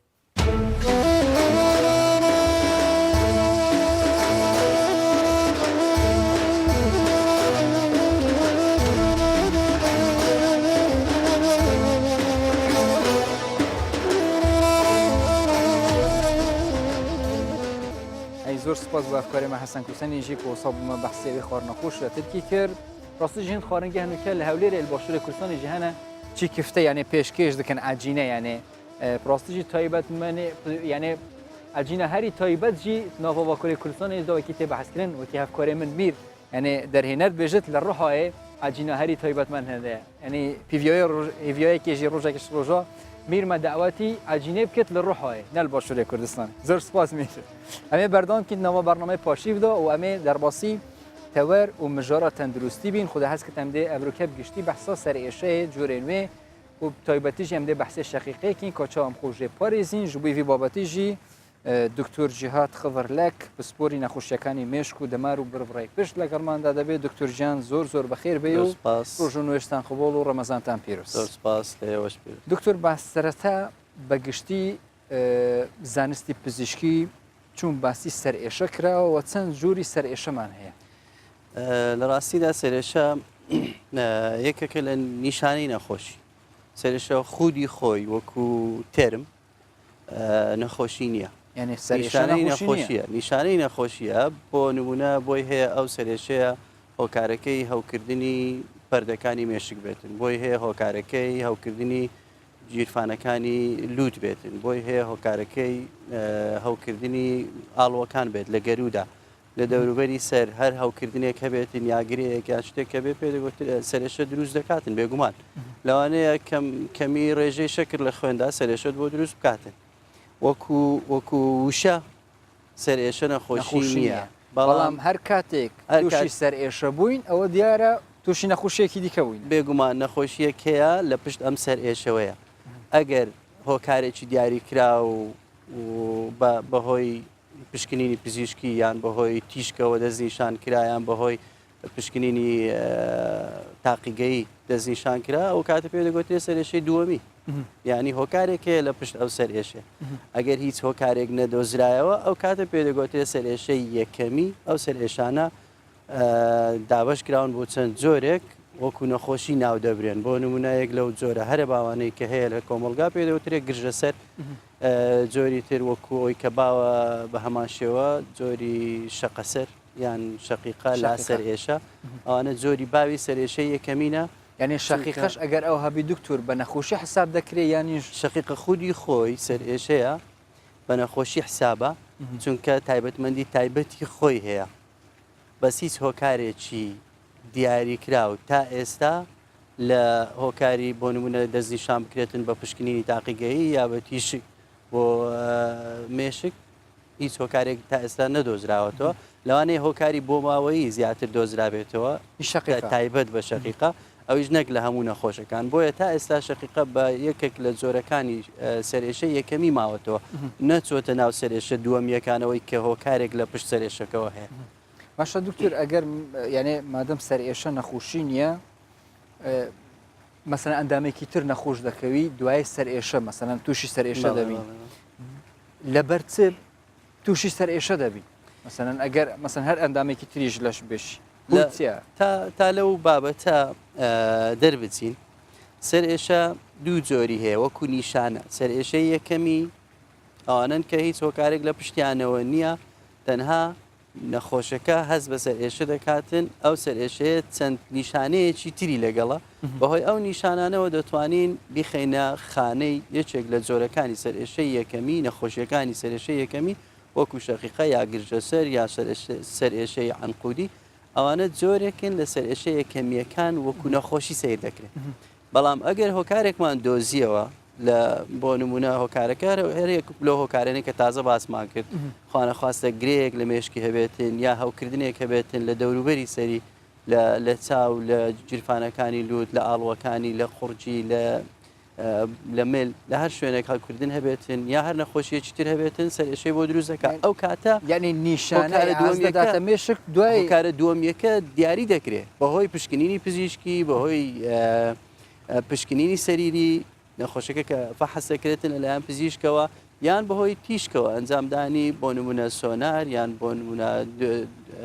ئەنجامدانی تیشکی لەرەلەری موغناتیسی پێدەگوترێ ڕەنین موغناتیسی یان سیتیسکان دەتوانین هۆکارەکەی دەستنیشان بکەین کە هۆکارەکە دۆزیەوە چارەسەری هۆکارەکەی دەکەین چارەسەری سەرێشەکەی ناکەی سەرێشەکە بە خۆی چا دەبێت بەڵام ئەوانەی کە هۆکاری دیاریکرا و بەردەست نییە لە بۆ سەرێشەکە ئەوانە پێیان دەگوترێت سەرێشەی یەکەمی لە چ دەگەڕێی لەو نیشانانە دەگەڕێی کە لە هەمان کاتی سەرێشەکە نەخۆشەکە هەیەی بەهۆی ئەو نیشانانەوە دەتوانانی ئەو سەرێشەیە دابش بکەی بۆ سەر جۆرەکانی سەرێشەی یەکەمی کە تازە باسمان بۆ نمونە ئەگەر نەخۆشێک سەرێشەی هەبوو سەرێشەکەشی هەرچی پشکنینی پزیشکی هەیە لە ڕووی تاقیگە و تیشکەوە بۆمان کرد هیچ هۆکارێکمان دەست نەکەوت سەرێشەکەی نیشانەی تری لەگەڵ بوو بۆ نمونە یەک لای سەری دێشە ئازارەکەی زۆر تون بوو نەیدەهێشت کارەکانی خۆی ئەنجام بداتن یان کاتی سەرێشەکەی دیاریکراوە لە زۆربەی زۆری سەرێشە یەکەمیەکان کاتەکەی 4 سەعات بوو تا 72 سەعات مایەوە لەگەڵی هێڵنج و ڕشانەوە و دوورکەوتنەوە لە ڕووناچی و لە قسەکردن و ئەوانە هەمویان پێکەوە پێیان دەگوترێت لا سەرێشە شەقیقە ئەگەر نەخۆشێک ئەو هۆکارانەی باسماکە ئەو نیشانانەی باسمان کرد هەمووی هەبوو لە هەمان کاتدا هیچ نەخۆشیەکی دیکە نەبوو ئەو نیشانە نەخۆشیانەمان بۆ تەفسیر بکاتن ئەو کاتە پێ دەگوترێت ئەو نەخۆشی سەرێشەی لا سەرێشەی هەیە ئەی دکتور ئەوانە بەچ حساب دەکرێت مەسەرەن جاریوە هەیە ماندی دەبین جاریوە هەیە برسی دەبین جاریوە هەیە تۆڕە دەبین سەرماندیش باڵێ ئەوانە پێیان دەگوترێت ریسک فاکتەرس یعنی هۆکاری توش بوون بە سەرێش فاکتەری خەتەرناچی ینی بەگشتی هۆکارەکان هۆکارن هۆکار ئەوانەی کە تووشی سەرێشەی بە تایبەتەوەی کە باوە لە ناو گرژە سەر یا سەرێشەی لا سەرێشە پێدەوترێت شەقیقە هۆکارەکان باوترینیان ماندیبوونە سترس سترێسی چ جەستەیی بێتن چ سترێسی دەرونی بێتن لە هەمان کاتدا سەرێشە دروست دەکات کەسێک بۆ کەسێکی دیکە جیاوازە سترێس و ماندیبوون بێگومان لەگەڵ کەمخەوی یەکە لە هۆکارە هەرێک گرنگەکان کە تووشی سەرێشەمان دەکاتن و ناڕێکی ژەمەکانی خواردن یان ژەمێکی خواردنی لە بیرچێ یا دوو ژەمی لە بیرچێ یا خواردنی کەم بخواتن ئەوانە هەمویان هۆکارن بۆ ئەوەی ئەو مرۆڤەی کە پێشتر ئیسعدادی هەیە تووشی سەرێشە بێتن ئەگەر ئەو هۆکارانەش بێتە پێشێ سەرێشەکەی لێ پێدا دکتور زیاتر ئەمینیش دەمەوێت لەسەر ئەو هۆکارانە ڕابوەستین مەسەرەن ئەمە ئیش دەکەین بە تایبەت لە ناو ڕاگەاندندا بێشمان زۆر مەشغۆڵ دەبی بە چ شێوەیەک ئیش بکەین بە تایبەتی لە ناو ڕاگەاندن بەگشتیش ئیشەکان بۆ ئەوەی تووشی سەرێشە نەبین یانێ چەند سەعات پێویستە کەسێکی تەندروست ئیش بکەن بەنسبەت ئیشەوە ئەگەر ئەو ئیشەی کەسەکە خودی خۆی لە چ جۆرە ئیشێک لێ ڕاهاتووە لەوانەیە تووشی سەرێشەی نەکە بەڵام ئەگەر ئیشێکی زیاد بکاتن سەرێشەی لە بۆ پەیدا دەبی جەنابتان لەوانەیە ڕۆژانە 8 سعات یا 10 سعات کار دەکەن بەو کارکردنە تۆ زۆر لە مێژە خەریکی ئەو کارەی لەوانەیە تووشی سەرێشت نەکات بەڵام ئەگەر ڕۆژێک 14 سعات ئیشت کرد بێگومان تووشی سەرێشەی دەبی لەبەرچی چار هۆکار یەکەم خەوت کەم دەبتەوە تۆ ئەگەر ئیشت زۆر بوو خەوت کەم دەبیتن بەڵێ مرۆڤی ئاسایی پێویست دەکاتن بەلایانی کەم لە شەودا نزیکەی 7 سعات تا 8 سعات بخەوێت ئەگەر کەمتر حتا 8 سعات بەڵێ ئەگەر کەمتر بخەوی بۆ تۆ ڕۆژێکیان 6 سعات نووسی دوایی بووە 4 سعات نووسی دوایی 3 سعات نووسی 2 ڕۆژ 3 ڕۆژ لەسەر یەک خەوت کەم بوو تووشی سەرێشەی دەبی یعنی پشکلۆڤ ئازدێ پشتی بهێنە کۆدی تووشی سەرێشە بم چکییا سەبروکێک بهی و ئەبروکاس گەلێکی من نووسیم دەری دەست بە ڕۆمەژی بکەین 20 جار پێویست دەکات خەوت باش ئەوە یەکێکە لارە هۆکارە گرینگەکان دووەم هۆکار خواردنیشت باش بی نابێ ڕێژەی شەکر لە خوێنت دابەزی دەبی خواردن و ژەمەکانت ترین شت لە خواردن دەبی ئەگەمان لە ڕێژەی شەکر شیرینی بی شیرینی گرینگە ژەمەکان لە شوێنی خۆی بیتن یانینەک جەمی نیوەڕۆیە ببێ ئێوارێ ببێ شەوێ بەیانەکەی نەخۆی دکتۆر هەر بە پێوە بی ئەمن دەبی هەموو ڕۆژێک سرم بێشیت کە بەیانیان مەسەنەن جاری وە هەیە درەنگ نان دەخوین بڵند دەخۆزە لێ بووینت کەم زیزی ئەس جێ خۆت گۆڕم ئەی دکتۆر جگە لە شیرینی چشتی دیکە ئەگەر مەسەنەن نەخوین تووشی سەرێشە بەنسبەت ئەو کۆمنتەی جەنابێت یانیەوەی کە دەڵێ ئەگەر بۆ قسانە بێ من هەموو ڕۆژی سەرێشەی دەگرم هەموو کەسێک تووشی سەرێشەی نابێتن بەو هۆکارانە ئەوانەی کە ئیسعدادی بۆ ماوەییان هەیە بۆ سەرێشە هەندێک کەس ئیسعدادی بۆ ماوەیی نییە بۆ سەرێشە بۆ نمونە ئەوانەی کە تووشی شەقیقە دەبن لە کۆمەلگادا ڕێژەکەیان نزیکەی 12 تا 15 کۆمەلگایە وەر هەموو کۆمەلگا شەقیقەی نییە ئەوانە ئیسعدادی بۆ ماوەییان هەیە ئەگەر لێیان بپرسی لەو کەسەی کە شەقیقەی هەیە دەبینی لە هەمان خێزانی خۆیدا 7 ئەندامانی خێزانەکەی سەرێشان هەیە کەواتەوە هۆکارێکی بۆ ماوەیی هەیە ئەو خێزانە هەر هەموویان یا 7 لە 100 خێزانەکە بەو هۆکارانەی کە باسمان کرد تووشی سەرێشە دەبن دکتور مادەم بۆ ماوەیە هەتا ئێستا چارەسەری یەکجارێکی نەکراوە بوو ئەو نەخۆشیە شەقیقە تا ئێستا خەریکن بۆ دۆزینەوەی چارەسەری بنە بڕ لە بۆ شەقیقە بەڵام بەداخەوە تا ئێستا چارەسەری یەکجاری نییە عیلاج هەیە چارەسەر هەیە بە دەرمان بە چارەسەری سروشتی بە دوورکەوتنەوە لە هۆکارانەی کە تووشی سەرێشەمان دەکات چارەسەری سروشتیشمان هەیە لە بۆ شەقیقە بەڵێ بۆ هۆکارانەی کە تووشی سەرێشە دەکاتن دوورکەوتنەوە لە هۆکارەکان لەوانەیە نۆرەی سەرێشەکان کەم بکاتەوە لە زیاتیەوە تو لە هەفتەی 3 ڕۆژ سەرێشە دەبی دەبتە هەفتەی 1 ڕۆژ یا دەبیتە 2 هەفتە ڕۆژێک یا دەبیتە مانجی ڕۆژ شەقیقەش چەند زوری هەیە یانیش بەگشتی چەند زۆری هەیە تەواوان شەقیقەی دابەش دەکرێتن بۆ کۆمەڵێک زۆری تایبەتمەند زیاتر دوای لەسەر شەقیقە مەسەن زیاتر ڕادەوەسیمەگومێتە چەند زوری تایبەتمەند و دابەش دەکرێت بەڵام ئێستا دەچینەوە لای دهۆک و هاوکارمان چەکدار لەگەڵمان دەبێ وابزانم چەکداریش زوو تووشی سەر ئێشە دەبی بابزانانی دەبی چەکدار زۆر یعنی تو ئەڤرکە گەلک گۆداریە ئەخفنێن دکتوری بکی چەکدار ئەفدەمێتە باش لە دهۆکی هەفکارمە چەکدار جەمال دەدگەلمەدەبە زێدەتر بەحسا ئەف شەڤە بکەین تو لە کیش ئالیە دهۆکی و بچ شێوەیەکی پاشیف تێتە خواردن ji aliyê wan kesên ji pişte diyar barê dama tu li cem hind hêzên ewlekariyê fermû çekdar û wekî min gotiye te guhdariya axiftinên doktorî bike ji bo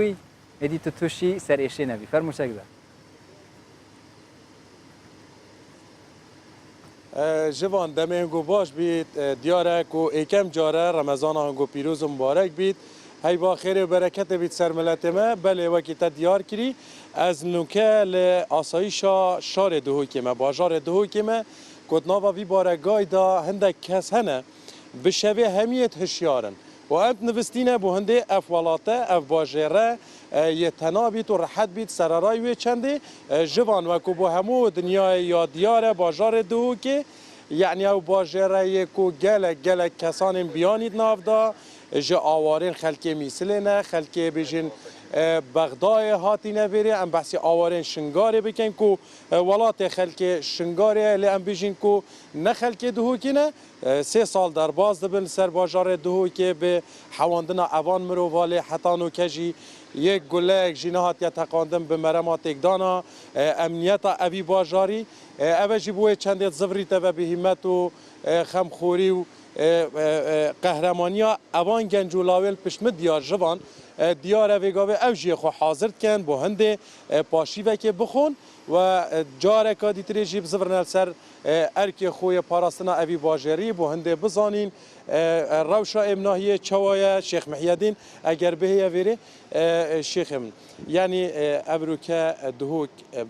بیجین بشانازی و ام همی خلک کردستان تایبتی خلک دهوک دبیجین کو دهوک ایمنترین باجر العراقی اوه بو چت زبریده به خود بابک دست بگه بخیران دانگود کن و بر رمضان همی کردا پیروز کن همی بسرمان آجی امنایاوی باجر تایبت نامد سر ملت ما آن ملت کسی که دی نخیر زبرید سر ملت خلکی ما بگاوی برابتر یعنی شما کردترن و شما اشمت آسایشترن بتر هاری کارد من ابو دستگاهت ما بگاوید جمارت پیوندیت یعنی تلفنات ما ایتن 106 ما هی هر تشتکی یک شعبه بینید راست پیوندیت مد کن چه سیاره بید علاجه بید سطلاج بید یعنی چه تشتی بیتن پیوندیت مد کن راست چین دیف گازیا و که چه حاضر الویدی کم چین گر سیاره بیتنم دیف چین ما کسی تن کوب چن و سیر تفتیش کن آن و علاجه بکن آن و سطل را کن آن هر تشتکی هی هاری کاری کدت کن یعنی خل زیاده هاری کار ما لوا اف امناهیا و گاوه کو خلک دهوک مرتاح ید نبید انت مینشیار راست یعنی حق مینشیار و او کو بنفن او هاری کار منه یعنی هر دنگه که بیتن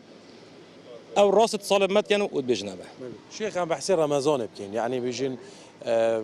واجبات تنگو ارکه تنگو چند گرانتر لهاتینه یعنی باز تایبتیش ام بحثی نوا بازاری بکن کو روز دهاتی ده بازار گلک خبسه کبید ارکه هنگو چند زحمت کفتیت رمضانه خود بك رمضان ام شمت فرق ما تواجبي دا يا رمضان وبري رمضان نينه يعني ما 24 ساعتيه رجا خود بجيب خود ما بين دانينه نشف نروش 24 ساعته کارمند ما اترک خدا جوان اگر در فتح بیتن ام بچینه هندک حوالن دیتریل ویره برستو وکو افسرک بیجین ابرو کل بغدا پیشیا چند روزال بغدا تقینوک ریدا بحثی باجار هید بکن تقینوک ریدا ابا يعني بيجين دمكي داك وعراق دولته لو خدان بيجين تشيكا خدان بتر مثلا بيجين كسان امنايه هنا للباجار دهوك الهرم كردستان تبع طيبه بحثي باجار دهوك بو شي يعني دهوك سباز بو خده هندا آرامه طبعا افتشتا اش خلقيمتت خلقيمه جيلك هاي كاري قلمه اما كو اسايش ارکمه 24 ساعتیه خلکمه گلی که هاری کار گلمه هر تشتک هبید اکثر پیوندی متکن و ام جی دیپ پیوندی تو چنوی جه ریدانه و چهار سرد کمی ریدانه جوان یعنی اگر تو بینر همی تماشا بکنن که بیشین لسر خارنینه بونده خارنوا دست ببکت ل چک واگیره دایه یعنی ات آمادنه بو هر پیش هاتکا یعنی یا نخواستی بهتر ریدان او آمادنه ترومبیلتوا ات حاضرن و درسته بله جوان اگر درفت هبیتن ام هندک حوالا ور بگیرین بونده بزانین او چند کیف خوشن کو ابروکه ات ناوا باجاری دا بله برس بیجین تو ابروکه تو وکو گنجه که وی باجری آسایشا وی باجری پاریزی چندی کیف خوشی دست که بخیرات نوات کم گره کیف خوشم و سر بلندم که خدمت ولات خود کم و باجر خود کم سپاسی خلک خوشید کم که گره که هاری کارت گلمه بو هر ریدانه که پیشاته که زیترین دم پیوندی پزدمت کن و هم زیترین دم جیل الجریدان آماده اینه سپاسی خودت کن که افریز وشیانه اجدای نمه گره سپاس با خیرات نواشتین او چه نهینیه بیشین او چه نهینیه که خلک ما هنده هاری کارت گلمه خدي خلقي ما هذا ما هوري كار القلمة او چه سره يعني تنابره هنگو خلقي دا يعني وصا دلنياي يعني تهاري كارن گل فياناوية بولاتوي هذا ما هوري كار القل هزنا تو رمضان چوه وضعیتا رمضان يعني بيجين روجيه تو چوه وقالك باش الحمد لله باش بريفت شيت الحمد لله زوجة واجبات هنگو اركي هنگو چند جرام بيال سر ملت هنگو باشه والله اركي ما بوي جرانه بس اما هاي جنين يعني ما دام وصايشه الحمد لله زوجة ما جينا خد اشتغل بشرا الدنيا گرمه تاني این بیشین اتناوا ترم بلادا چهار شیم پروژی بن چهار شیم سر دریت گر روجیه بکن. خدي الحمد لله قالي باش ماذا خدمات خلقي خوب كين جرم بيتن شو بدو مدرسة خوش تمام يعني جوان قوتنت بيجين هم افسر دا هر بيجين يعني وان حوالن الهوار هاتنا آسایشا باجار دهو که یعنی همی اون کو وید در راحتی و آرامیت دنه دل مروی کو اف باجره ی دسته که امین دا و پاراستنا امناتیاوی یا دست هنده گنجت خینگر من اوی باجاری دا بو هنده لروج هنده هاتیش خودت خازین کو اف باجره کردستان ما دگل برن بونا آلای دولت هر یا تناو آرامید بله جوان پراستیجی اولهیا بازار دو که بتایبتیجی بگشتیجی کردستان دستین امین ده پراستیجی ارکه هزینه ولکاری جی گلک قرص دستین وانات گیفشین چاونوان همیا ما چیتکین زور سپاس افکاری مچکدار جمال شوی که راستا خو ناوا بازار دو که داد گلمه دا بوی و دی پاشیوا هم افسر جی هم جی تایبت هزین آسایش جی خیر و برکت بتو پاشیوا وانان و عافیت بت بله تماشاوان هجا برنامه پاشیفه می بردام کین و کی بری هم بچینه دف چکدار جمال جی مزتر بیا بحث هم جورین شقیقه کین لبریا بجوی دکتور باسی جوره کانی شقیقه کم یعنی سرتا که هاتی و ایرش باسی جوره کی تایبتی سر اشت کرد که اویش تایبت مثلا ناوید لیدن رین سر اشی رمضان اما چی جوره سر اشی که زیاتر خلکیش یعنی باسی او سر اشت دکن سر اشی روزکانی کمی رمضان بهوی چند هوکارکین که او سر اشی دروز دکاتن مەرزنیە ئەو کەسە شەقیقەی هەبێت یا گرژەسەری هەبێت یا پێشتر سەرێشەی هەبوو بێت لەوانەیە بەس لە ڕۆژەکانی یەکەمی ڕەمەزاندا تووشی سەرێشە بێتن بەهۆی ئەو ماوە دوور درێژەی کە بەڕۆژی دەبێتن ئێستا لە کاتی ئێستادا و ئەبزانم نزیکەی 15 تا 16 ساعاتێک مسلمانان بەڕۆژوو دەبن لەو ماوەیەدا چەند هۆکارێک تەسیر دەکات بۆ ئەوەی سەرێشە دروست بێتن یەکەم و گرنگترین هۆکار دابەزینی ڕێژەی کافاینە لە خوێندا کافاین ئەوەی کە لە قاوە و لە چایەدا هەیە گرنگترینیانە چونکە زۆربەی زۆری خەڵکی ڕێژەیەکی زۆر لە قاوە یا چایە دەخۆنەوە لە پێش ڕەمەزاندا کاتێک کە ڕەمەزان دێتن دابەزینی ڕێژەی کافاین بۆ ئەو ماوە دوور و درێژە دەبێت ئەوەی دروستبوونی سەر ئێشە ئەی دکتۆر ئەگەر لە ئیفتار و پارشێ و ڕێژەیەکی باش کافاین وەربگرین ئەوە شێکێک لە چارەسەرەکانە بۆ ئەوانەی کە ئالودەن بە چایە و بە قاوە بە شێوێکی زۆر دەیخۆنەوە دەتوانن لە پارشێودا کوپێکی قاوەی بەهێز بخۆنەوە یعنی قاوەیەکی بەخۆت یا کوپێکی گەورە لە قاوە بخۆنەوە یا لە چایە بۆ ئەوەی لە کاتی ڕۆژەکە یارمەتیان بداتن سەرێشەکە ئەگەر دروستیش بێتن لە نهایەتی ڕۆژەکەی دروست بێتن نەک لە بیدایەتەوە سەرێشەی توش بێتن باشترین ڕێگە بۆ ئەوانەی توش سەرێشە دەبن لە قاوە لە پاشێودا بەقوت بەقوت هەدی ئەوانەی حەزیان لە قاوە نییە دەتوان چای بخۆن چایش ڕێژەیەکی زۆر باشی کافاینی تێدایە تقریبا دەتوانین کوپەک چای بخواتن یا دوو پیاڵە چای بخواتن زووتر بۆ ئەوەی لە بیدایەتی ڕۆژەکەی ئەگەر لێ گوتایبەتی چا بخورێ نەکو ئێستا خەڵک بچنەوە یەکت لی چا بخۆن. چای ڕێژێک زۆر باشی لە کافین تێدایە لە هەندێک سەرچاوەدا باز دەکاتن کە چای لەوانەیە ڕێژەی کافینی لە قاوە زیاتر بێت. ئەگەر یەک کوب یا دوو کوب بخواتن بەڕای من بەش دەکاتن بۆ ئەوی بەتایبەتی لە کاتی دەوامەکەی ئەوانەی کە دەوام دەکەن بەیانیەکەی تا عەسر تووشی سەرێشە نەبێت. دکتور مەسەن ئەوانەی تووشی ئەو سەرێشە نابە. لەوانەیە توش نەبیتن ئەوانش کە چای دەخۆنەوە ئەگەر لۆ ڕەمەزانی داهاتوو ئەگەروانەی کە ئێستا ئەو سەرێشیان توش بۆ سێ چار ڕۆژی یەکەمە دەتوانن هەفتەك پێش ڕەمەزان چای کەم کەنەوە قاوەی کەم کەنەوە بۆ ئەوەی کە دەگاتە ڕەمەزان لێ ڕاهات بێتن لە کەمی چایە و قاوەکە و ڕێژەی کافین لە خوێنیدا تۆزێک خۆی گرت بێت. یعنی حازریان بۆ ئەوەی تووشی سەرێشە ڕۆزانی داهاتوو تازە ئەو ڕەمەزانە ڕۆی. یعنی بەس چەند ڕۆژی یەکەم تووشی سەر ڕۆژی یەکەمە تا لێ ڕادێتن. نقطەی دووەم کە هۆکارە بۆ دروستبووین سەرێشە لە چەند ڕۆژی یەکەمدا دابەزینی ڕێژەی شەکرە. دابەزینی ڕێژەی شەکر لە سەعاتەکانی بە ڕۆژی بووندا بە هەمان شێوە دەبێتە هۆی دروستبوونی سەرئێشە. بەڵام ئەوەیان چارەسەر ناکرێت بەوەی کە بچی ئەو کەسی بە ڕۆژوو دەبێتن لە کاتی پاشێوەدا ڕێژەیەکی زۆر شەکر بخواتن بۆی توش دەبێت. لەوانەیە هەندێک جار تەسیری عکسی هەبیتن. خورما باش ئەگەر بخوین لە پاشێ بۆ ئەوەی ئەگەر شەکرێکی زۆر بخوا لەوانەیە خورما باش بێتن ئەگەر شەکرێکی زۆر بخوا احتیمالە دوای ئەو کاتی شەکرەکەی دەخوا ڕێژەی شەکر لە خوێنی زۆر بەرزە پاشانە ناکا و ڕێژە شەکرەکەی دادەبەزێتەوە تووشی سەرێشەی دەکات. بە پێویست ناکە بەو هۆکارە ئەوانەی کە بۆ هۆکارە توش دەبن شەکر زۆر بخوا لە پاشێ و بۆ ئەوەی تووشی سەرێشە نەبێت لە کاتی سەرێشەنەوی دوای خوا نەخواستە تووشی شەکرە بە پێچەوانەوە ئەگەر خواردنێک بخواتن کە ڕێژەی شەکری کەم بێت لەوانەیە ڕۆژۆکەی بە ئاسانتر بەسەر بێتن نەک ڕێژە شەکری زۆر بێتن لە پاشیودا. بەڵام دابەزین ڕێژە شەکر هۆکارە بۆ توشبوون بە سەرێشە. سێم هۆکار دابەزینی ڕێژەی ئاو لە لەشدا بە شێوەیەکی گشتی ئەو 15 ساعتێک کە بە ڕۆژیە ڕێژەی ئاو زۆر دادەبەزێتن لە لەشدا. ئەوژێک لە هۆکارانەیە کە دەبێتە هۆی سەرێشە لە کاتی چەند ڕۆژی یەکەمی ڕەمەزاندا تا لەشی ئەو مرۆڤە لێ ڕادێتن لەسەر ڕۆژوگرتن. بە شێوەیەکی گشتی مرۆڤ پێویستی بە 3 لتر یا 3 لترونی و ئاو هەیە لە 24 ساعتدا 24 ساعت ئەی لە ڕەمەزانە لە ڕەمەزانیش دەبێت لەو کاتانی کە بە ڕۆژی نییە ئەو ڕێژە ئاوا وەربگرێتن تعویز کاتەوە. شرت نییە بەس بە ئاوی تایبەت لەوانەیە شەربەت لەوانەیە چای لەوانەیە هەرش لە مەنیەک بێتن مهم لە خلالی ئەو فترەی کە بە ڕۆژی نییە نزیکەی 3 لتر ئاو بخواتەوە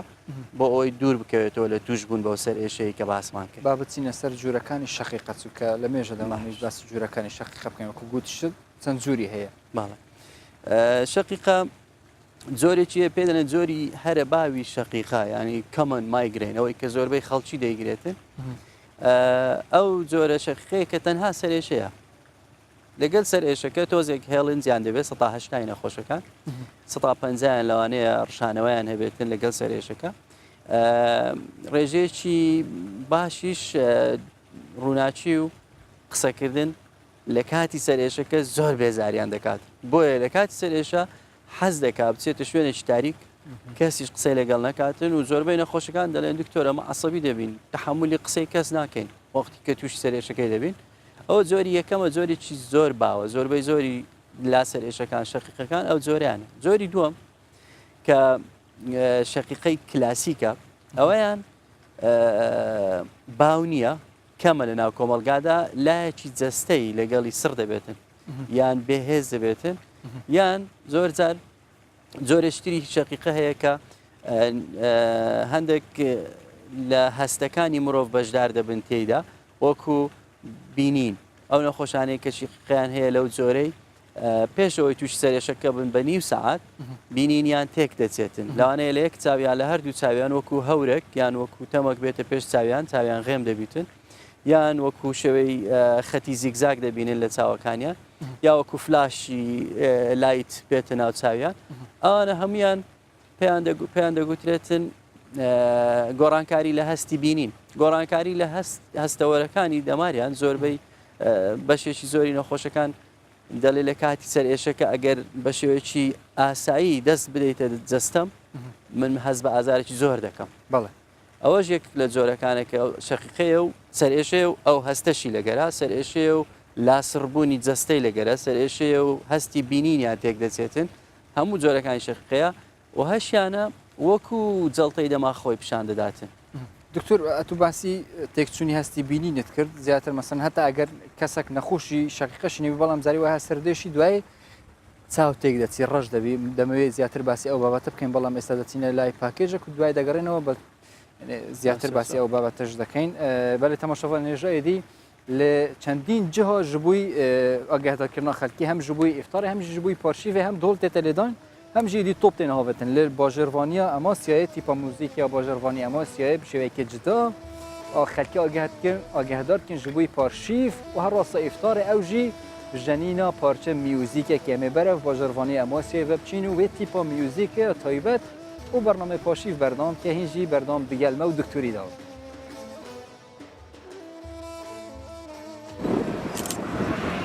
تیپی موزیکی شارەوانی ئەماسیا ئەو ساڵیش وەک 150 ساڵی ڕابردوو لە کاتی فتار و پاشێواندا ڕوو لە قەڵای دێرینی شارەکە دەکەن قەڵای هارشەن. ئەندامانی تیپ هەرکەسە و بە جلی تیپ و بە ئامێرەکەیەوە ڕوو لە شوێنی تایبەت دەکەن کە باڵادەستە بەسەر زۆرترین بەشەکانی شاری ئەماسیادا. دوای گەیشتنی تیپ بۆ شوێنی مەبەست لەژێر چاودێری شەفی تیپ دەست بە ژەنینی ئاوازەکانیان دەکەن و بۆ جۆرەش خەڵکی بە ڕۆژوو ئاگادار دەکەنەوە کە کاتی ڕۆژوشکاندن نزیک بۆتەوە.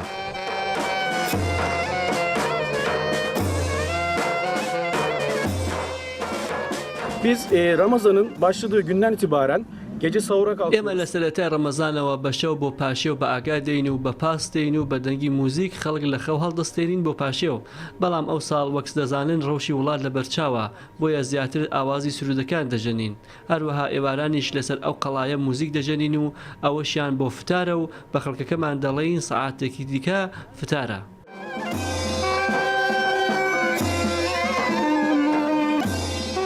ئەو موزیک ژەنینە کە مێژوەکەی بۆ 155 ساڵ بە لێستا دەگەڕێتەوە و بەردەوامیش لەسەر ئەو قەڵایە دەژەندێ لە ڕێگەیەوە ناخی خەڵکەکە ئارام و ڕەنجین دەکرێ. هەرچەندە تیپەکە لە ساڵانی کۆتاییدا لە ڕێگەی تەلەفۆنەوە بەرنامەی داواکاری ئاسا ویستی خەڵکی جێبەجێ دەکرد و بە گوێرەی ویستی ئەوان ئاوازیان بۆ دەژێنین بەڵام ئەو ساڵ کەمێک ئەو داواکاریانە پیشگوێ خراون. Daha çok oryantal veyahut da oyun havaları زیاتر ئاوازەکانی خۆرهەڵاتی و ئاوازی گەرم گوڕیان دەژەنی بەڵام لەو دوایەدا بەهۆی ئەو شەڕی وڵاتی گرتوتەوە بڕیاریان داوە کە زیاتر ئاوازی سرودەکان بژەنن پێم وایە بڕیارێکی باشیان داوە و پیرۆزبایان لێ دەکەم. لە ساڵانی کۆندا دۆڵکوتانی پارچێ و شتێکی باو بووە بەڵام پێدەچی ئاماسیا یەکەمین شوێن بێ بە ئانسترومنتگەلێکی جیاجیا ئاوازی ڕەنگاوڕەنگ بە بەرگوێی خەڵکەکەیدا بدا.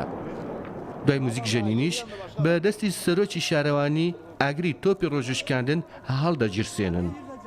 پاشانیش هەر لەسەر قەڵاکە گشتیان بەیەکەوە فتار دەکەنەوە. گۆڤار ئەحمەد کوردستان 24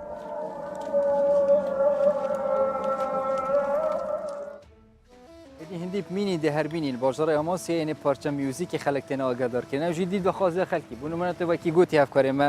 گۆڤاری تو دێ تەلەفۆنێکیان ژی نامەکی بۆ فڕێکی و دێ دەخواست ژۆنەکە ێدی پارچە میوزیکێکە تایبەت بووتە دەمێ ئیفتاریان ژی دەمێ بەربانگی بووتە لێ بدن ئەمێ بەردەوام بکەین ناوا بەرنامەی پاشیڤدا وەکو پێشتریش دکتۆر ئەمە گوتمان زیاتر باسی ئەو ئاریشێ دەکەین مەسەلەن لە کاتی سەرئێشە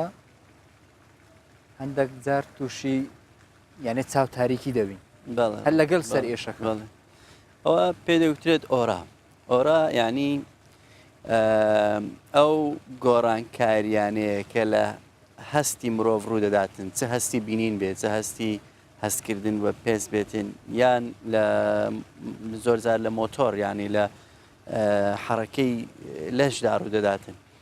پێش سەر ئێشەکە زۆرجار بە 20 دقەیانی و سعات ڕوو دەداتن هەندێک زار لەگەڵ سەرێشەکە هەندێک زار دوای سەرێشەکە بەردەوام دەبێتن بۆ ماوەی پێش سەرئێشە و دوای سەرئێشە حەسەب نەخۆشەکەیە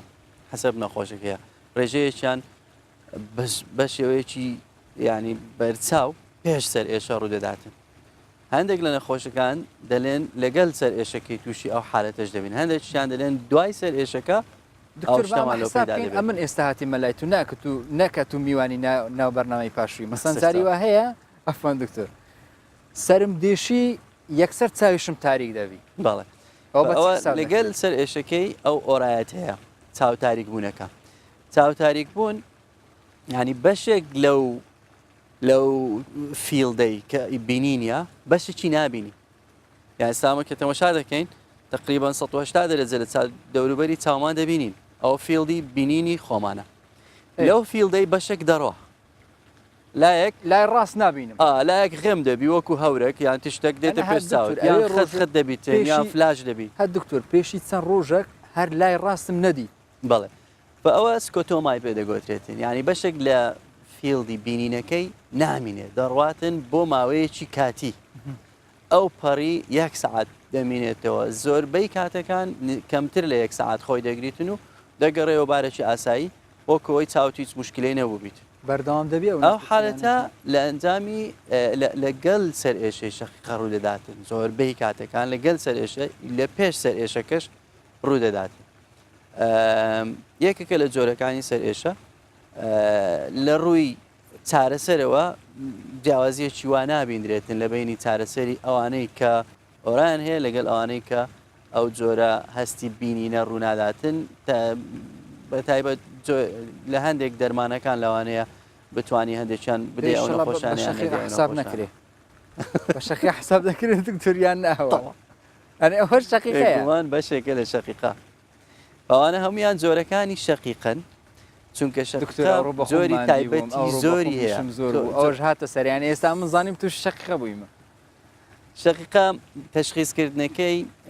دەبێ بەلای کەمی ئەو نەخۆشانەیەکە وەکو خوانەخواستە بڵێن وەکو جەناب دەبێت 5,000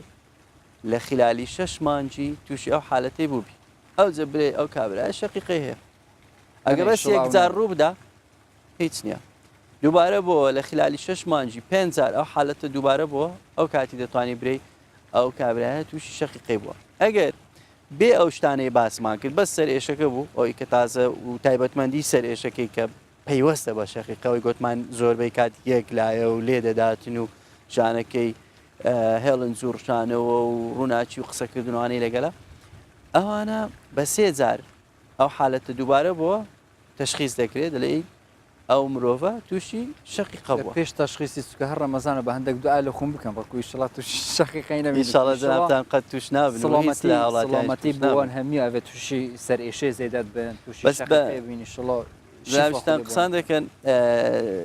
سەر ئێشە و شەقیقا سەرێشەکی یەکەمیە نەخۆشیەکی ترسناک نییە بەو دەرەجەی کە کۆمەلگالی دەترسێتن نەخۆشیەکە کەس بەسەر ئێشەی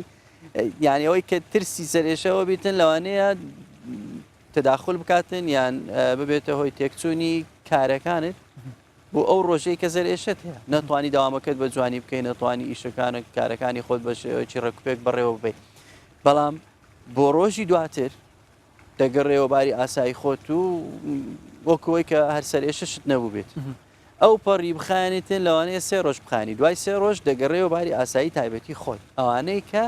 سەرێشەی شەقیقیان هەیە نەبووەتە سەرێشەیەکی موزمین بەڵام هەندێک زۆری شەقیقا بەشێکی کەمیان دەبێتە سەرێشەی موزمین ئەوانە ینی درێژ خایەنن زیاتر لە 15 ڕۆژ لە مانجێک سەرێشیان هەیە لە یەک مانجی زیاتر لە 15 ڕۆژ سەرێشیانێ ئەو سەرێشەی کە باسمان کرد هۆکارەکانیشی تایبەتمەندە جیاوازە لەوانەی دیکە دکتۆر بەباسی ئافرەتان بکەین بە تایبەتی ئافرەتی دووگیان زیاتر مەسەلەن گلەیرەوە دەکەن هەر لە سەرەتای دووگیان بوون هەتا تەواوبوون یدی منداڵدانان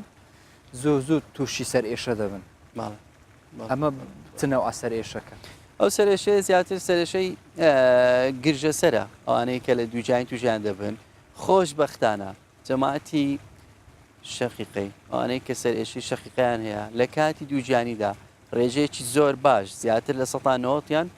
سەرێشیان نامینێتن یان نۆرەی سەرێشەکانیان زۆر کەم دەبێتەوە ئەگەر بەراورد بکرێ بە پێش دووجانیەکەی بۆیە لە کاتی دووجانی ئەوانەی کە سەرێشی شەقیقیان هەیە زۆر کەم دەبێتەوە بەڵام خۆی لە خۆیدا دووجانی سەرێشە دروست دەکاتن نەگەڵ سەرێشەیە کە پێی دەڵێن ئێستامە باسی دەکەین شەقیقە لەوانەیە گرژە سەر بەوەی سترێسی دووجانیەکەوە بۆی ئەو گۆڕانە فەستەزیە زۆرانەی کە لە کاتی دووجانیدا ڕوو دەداتن بەسەر جەستەی ئەو ئافرەتەدا دکتۆر ئەمە لە بادینیدا دەڵێن سەرێ نەئێشت نەهەوجەی دەرسوکەیە یعنی بە سوورانیەکەی ئەو سەرەی کە ژانی نەگری پێویست بە بەستانی ناکە بەستنی سەر لە کاتی ژانە سەر ئەمە شتێکی ڕاستە یانیش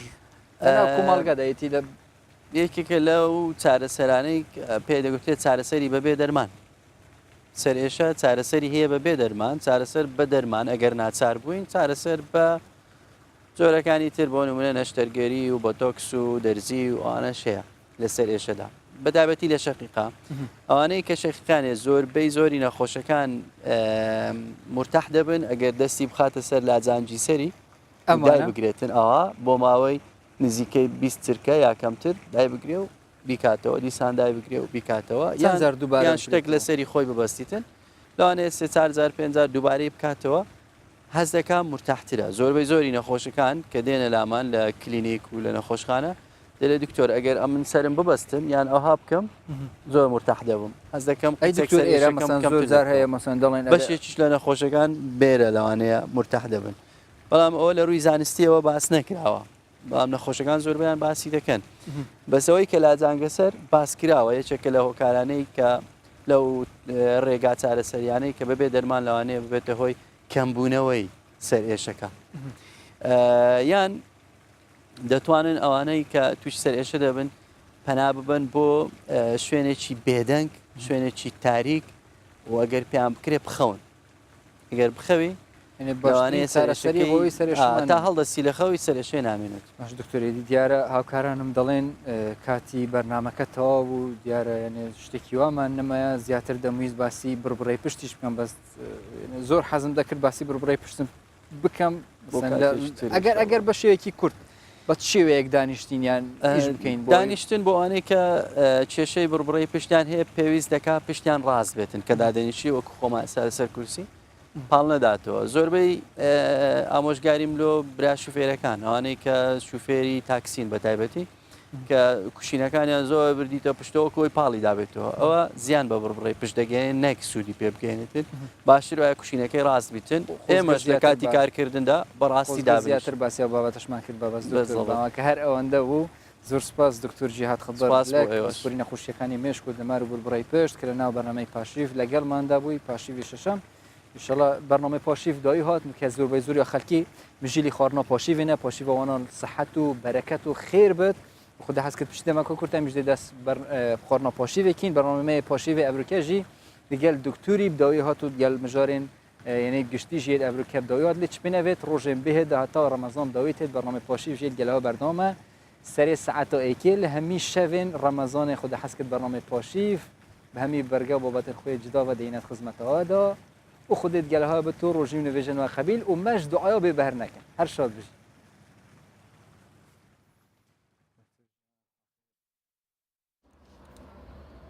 بەپێی کتێبە پیرۆزەکەی ئاینی یارسان کە بە سەرنجام ناو دەبرێت یەکێک لە بنەما سەرەکیەکانی ئاینی کاکەیەکان بەخشینە هەڵۆنادر یەکێکە لە پەیڕەوانی ئاینی کاکەیەکان ئەو وەک ڕێزگرتن لە مانگی ڕەمەزان ماوەی 9 ساڵە لەم مانگەدا داشکاندن دەکا بۆ ئەو هۆڵاتیانەی لای ئەو قژیان دەتاشن لە هەموو ڕەمەزانێکیشدا وەک بە خێراتنی ئەو مانگا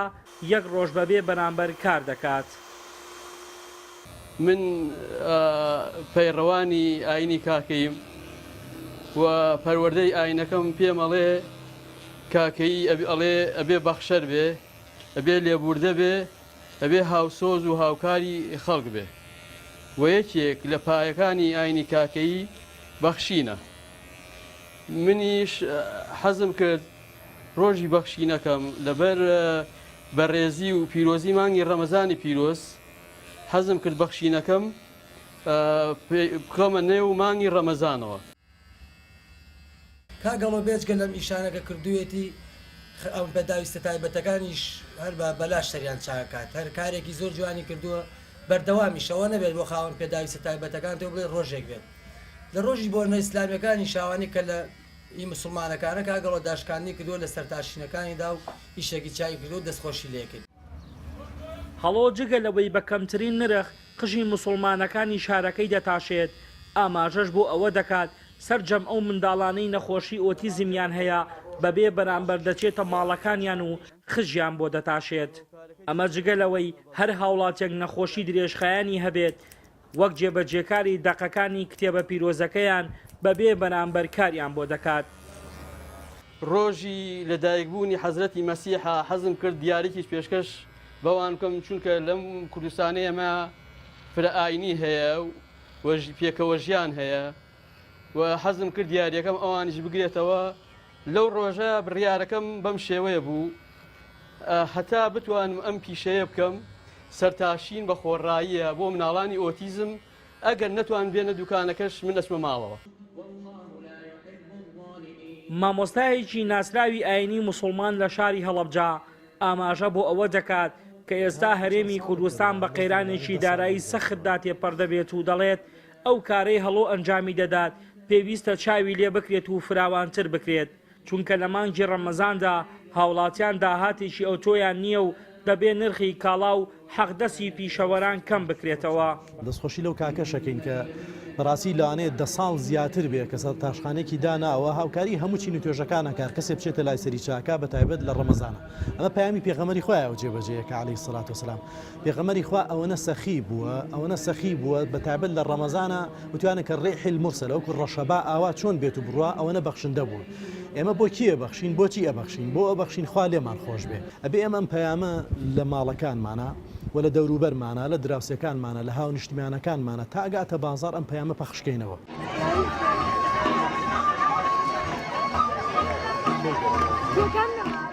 سەرهەڵدان و گەشەکردن و بڵاوبوونەوەی دینی یارسان لەسەر خاکی هەرێمی کوردستان بووە. لە ئێستاشدا لە سنووری پارێزگای هەڵەبجا ژمارەی ئەو کاکەیانەی کە لە ناو هەڵەبجە و هەرسێ گوندی هاوار و هەوارەکۆن و دەرەتوێ دەژین زیاتر لە 500 کەسن. محەممەد هەڵەبجەیی کوردستان 24 هەڵەبجا.